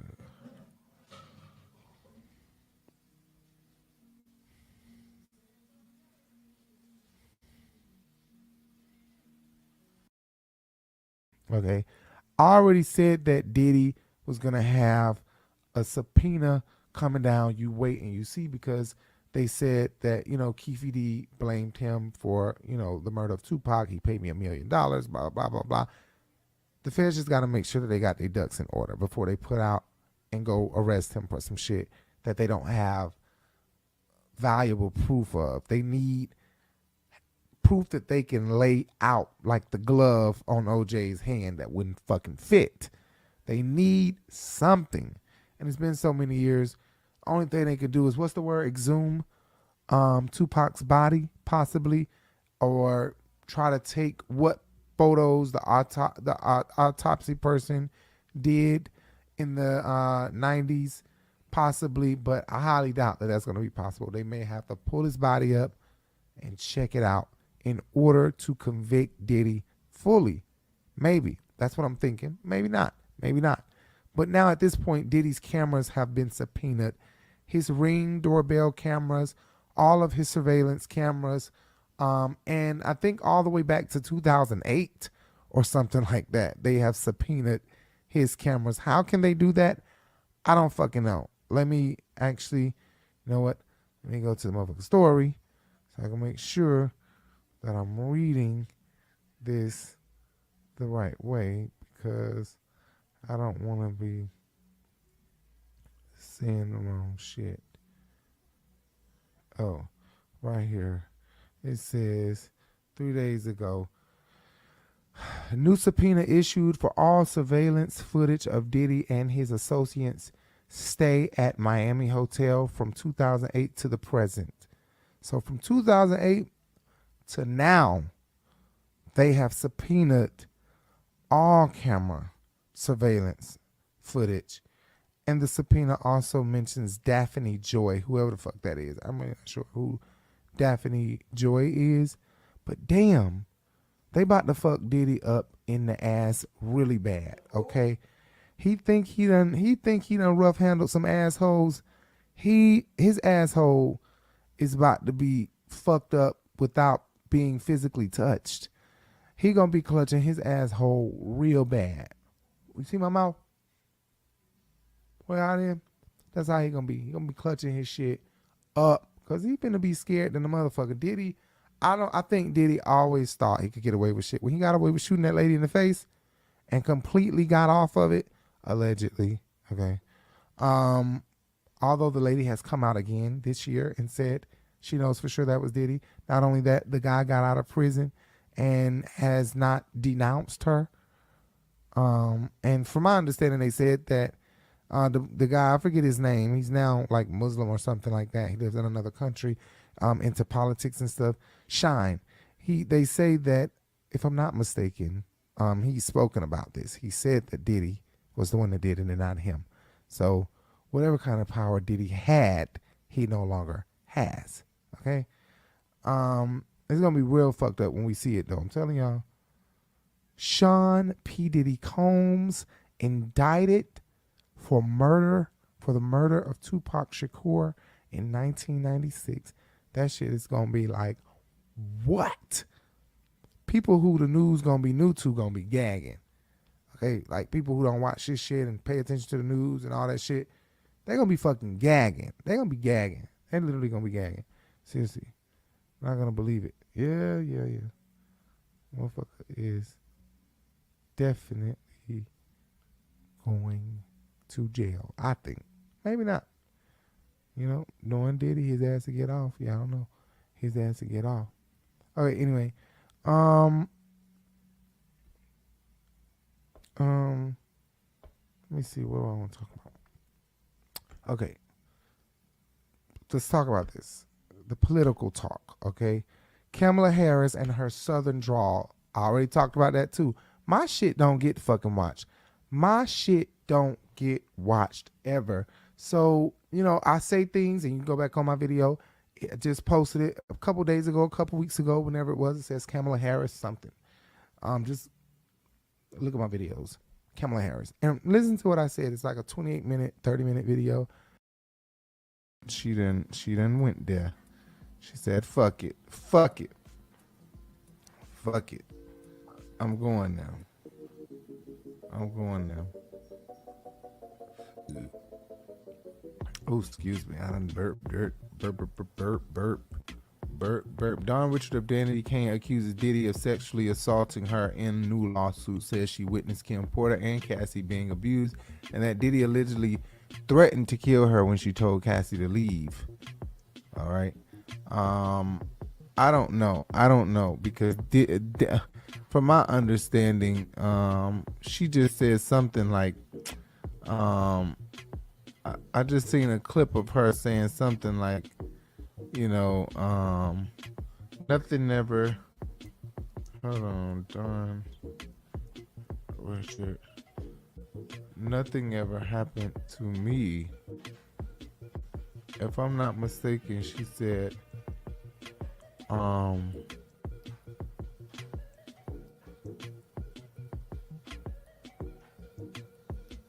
she said here that nothing.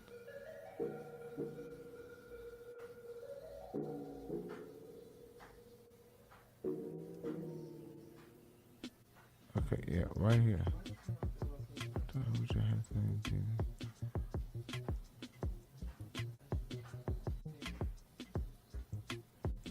What?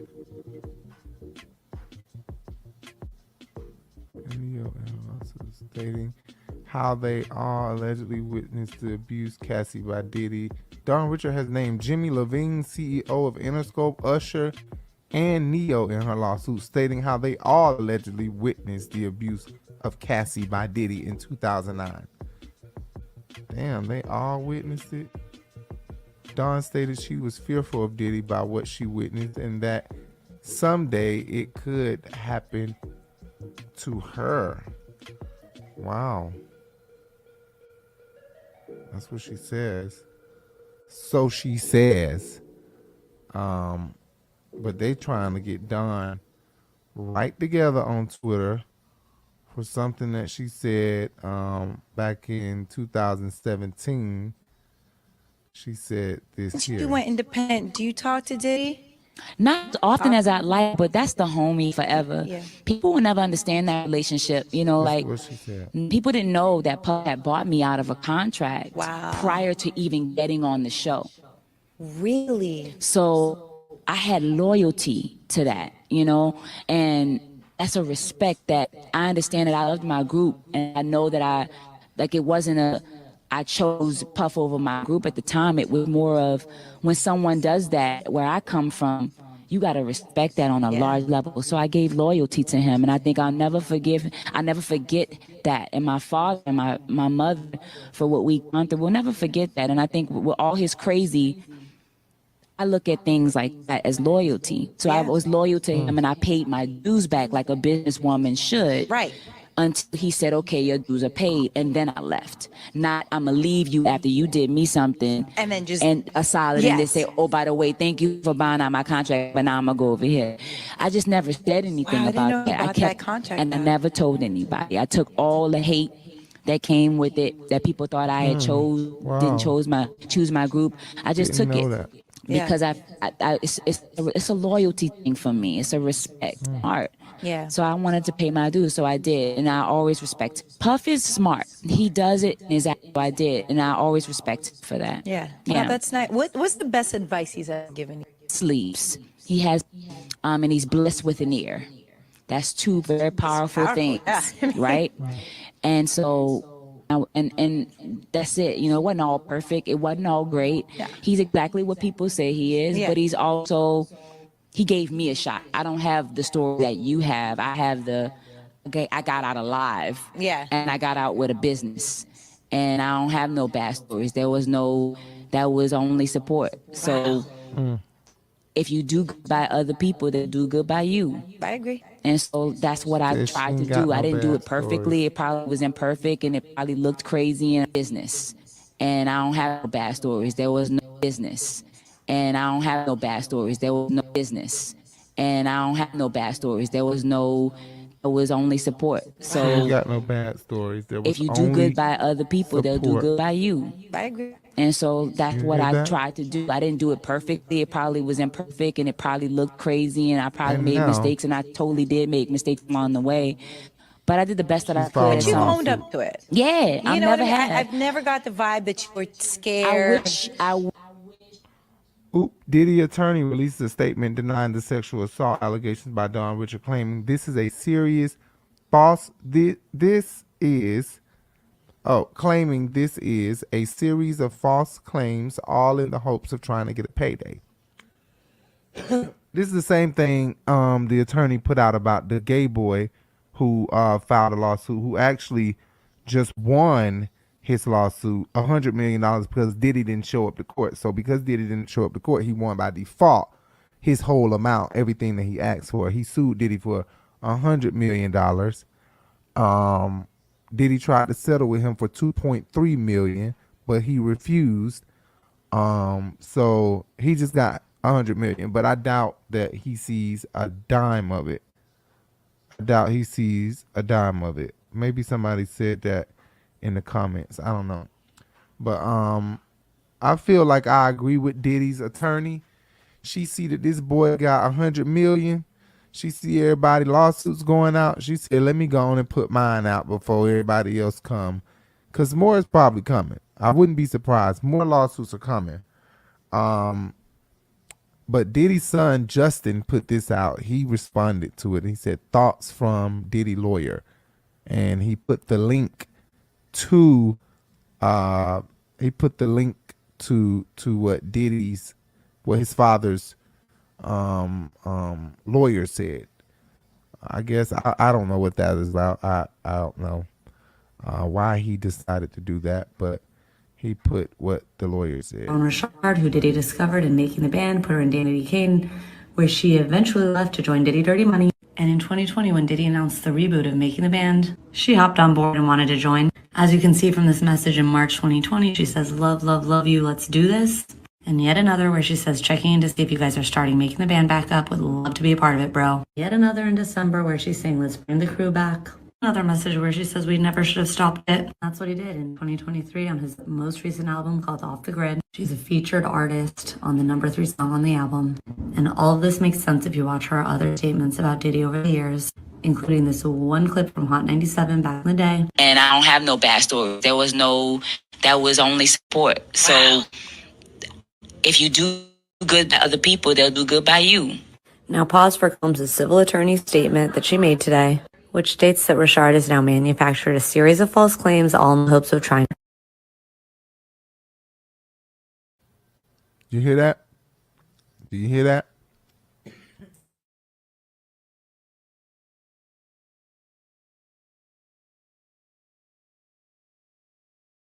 It is. Okay. So I didn't even pay attention to what this girl said. But basically, she's saying what the fuck I'm saying, and I didn't even know that.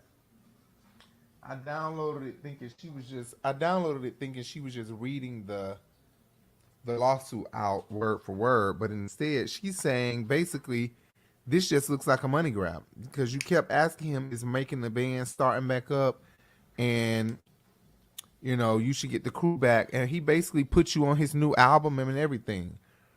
And you just said you have no bad story. So what does this look like, Don? It looks like you just trying to grab some money because everybody else got some money. I don't know, Don. It's giving a money grab, Don. It's giving that this is a money grab. And that is so unfortunate because Don's name has been clear for a very long time. More would see it that way, but bad stories. I don't have no bad stories. There was no got out with a business, and I don't have no bad stories. There was stories. Okay. Rashard, who Diddy discovered in Making the Band, put her in Danity Kane, where she eventually left to join Diddy Dirty Money. And in 2020, when Diddy announced the reboot of Making the Band, she hopped on board and wanted to join. As you can see from this message in March 2020, she says, love, love, love you, let's do this. And yet another where she says, checking in to see if you guys are starting Making the Band back up, would love to be a part of it, bro. Yet another in December where she's saying, let's bring the crew back. Another message where she says we never should have stopped it. That's what he did in 2023 on his most recent album called Off the Grid. She's a featured artist on the #3 song on the album. And all of this makes sense if you watch her other statements about Diddy over the years, including this one clip from Hot 97 back in the day. And I don't have no bad stories. That was only support. So if you do good by other people, they'll do good by you. Now pause for First of Combs' all- civil attorney's statement that she made today. First of all, somebody Another message message where she because says these we are never Diddy's side of the starting text making the band messages. back up. Would love to be a part of it, gray- bro. Yet another in December. The See from gray this message is in March Dawn messages. of making the band. She hopped The on blue board and wanted is to Diddy join. messages. As you can see from this message in March 2020, she says, love, love, love you. Let's do this. And yet another where she says, checking in to see if you guys are starting making the band back up. Would love to be a part of it, bro. Yet another in December where she's So saying, Diddy let's done bring the released crew the back. text, bitch. Another message where she says we never should have stopped it. That's what he did in 2023 on his most recent album called Off the Grid. She's a featured artist on the number 3 song on the album. And all this makes sense if you watch It's her giving other Justin statements about feeling Diddy the way over the about years, Dawn, including this one clip from saying Hot something. He 97 like, back in the bitch, day. first of all, And I I done don't fucked have no your bad pussy stories. out, There first was of all, so you no, don't talk that was shit, only 'cause I'm support. So I'm finna go in on your ass over. if you do good by That's other what it people, giving. they'll do good by you. I don't know. Now pause for Combs' civil attorney's statement that she made today, which states that Rashard has now manufactured a series of false claims, all in the hopes of trying. Try to get a buddy grab. Exactly. Anyway, this man is about to get paid if Diddy don't win the appeal to get this thrown the fuck off. If you don't win the appeal to get this thrown off, bitch, it's over with for Diddy. It's real over with for Diddy, unfortunately. If he don't get this shit off, it's over with for Diddy. Let me remove this. Okay, so anyway, my next note. Oh, let me see what else. Right, she said she witnessed. Okay, killed on Diddy saw in response. Okay. Anyway, Diddy's sexual lawsuit. Okay. Lil Rod, Diddy's attorney files emergency motion to set aside $100 million default judgment in sexual assault case involving a Michigan inmate. Claims he never received a copy of the lawsuit. So Diddy is saying he never received anything saying that he was being sued or anything like that. So, as I reported yesterday, this guy right here, he's in prison currently. He sued Diddy for sexual harassment or sexual assault, and he won because Diddy never showed up for court. So he won by default, and he won $100 million. Diddy's attorney is filing to have that put on pause so that Diddy can handle it properly. But he's saying basically it's a money grab, like he's saying with everybody. It's a 1997 sexual assault situation where the guy says he was drugged. The lawyer said this man is a convicted felon. His resume now includes scamming the court straight up from prison. So if he did scam the court, this nigga just scammed the court big time. This is the biggest lick he ever hit. Diddy reportedly loses $100 million sexual assault lawsuit after not showing up to court. Man alleges Diddy tried to threaten him to drop it. You know how we get down, supposedly Diddy told him. So yeah, Diddy is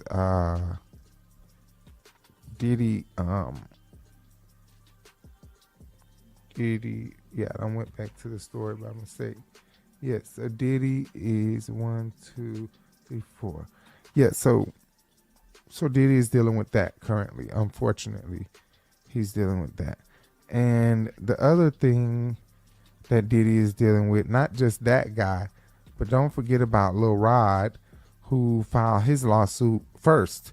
So this guy filed a lawsuit from prison, but Lil Rod right here with the bucket hat on, next to Cuba Gooding, is suing Diddy and Cuba Gooding, but he's saying that Cuba Gooding is intentionally evading attempts to be served for the $30 million sexual assault lawsuit.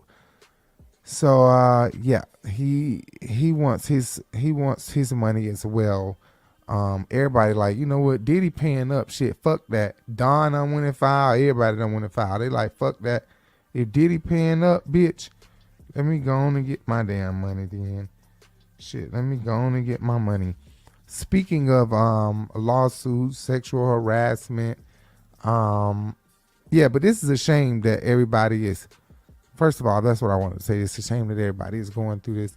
That these men are dealing with sexual harassment, even and down to the fact that it's men suing some of these men, and they can't even, you know, support the gay community openly, when in fact they are like that, but they push it back to the back. Like Usher, he had a guy sue him saying he caught herpes from him. Diddy, Cuba Gooding, as you can see, R. Kelly. These men are men that women love, and they've never come out to say anything other than women, women, women. It's all I like. So I don't know. It's crazy that it comes out this way. They don't speak about it, and it's watched over. Even Dwight Howard, hell, even his ass. I don't think he's ever fully come out to say he is bisexual or gay. I don't think so. But Dwight Howard, but he's had plenty of run-in with, you know, the gay community in a good way and bad way. Eddie Murphy as well, and Arsenio Hall too. All these niggas gay.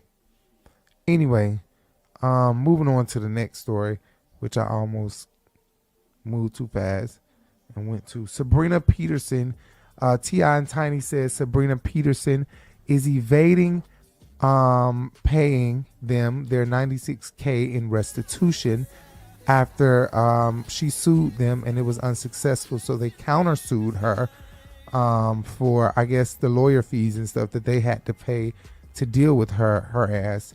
If you remember, Sabrina Peterson tried to say that T.I. coerced her or forced her into having sex with him and Tiny and some other things, I think she said too. But she was so adamant about it. She was doing interviews. She was going live. She was really trying to shut T.I. and Tiny all the way down, when in fact they were saying she was mad about some business shit. Come to find out, she takes them to court trying to prove a point and loses the case, and they end up winning their counter.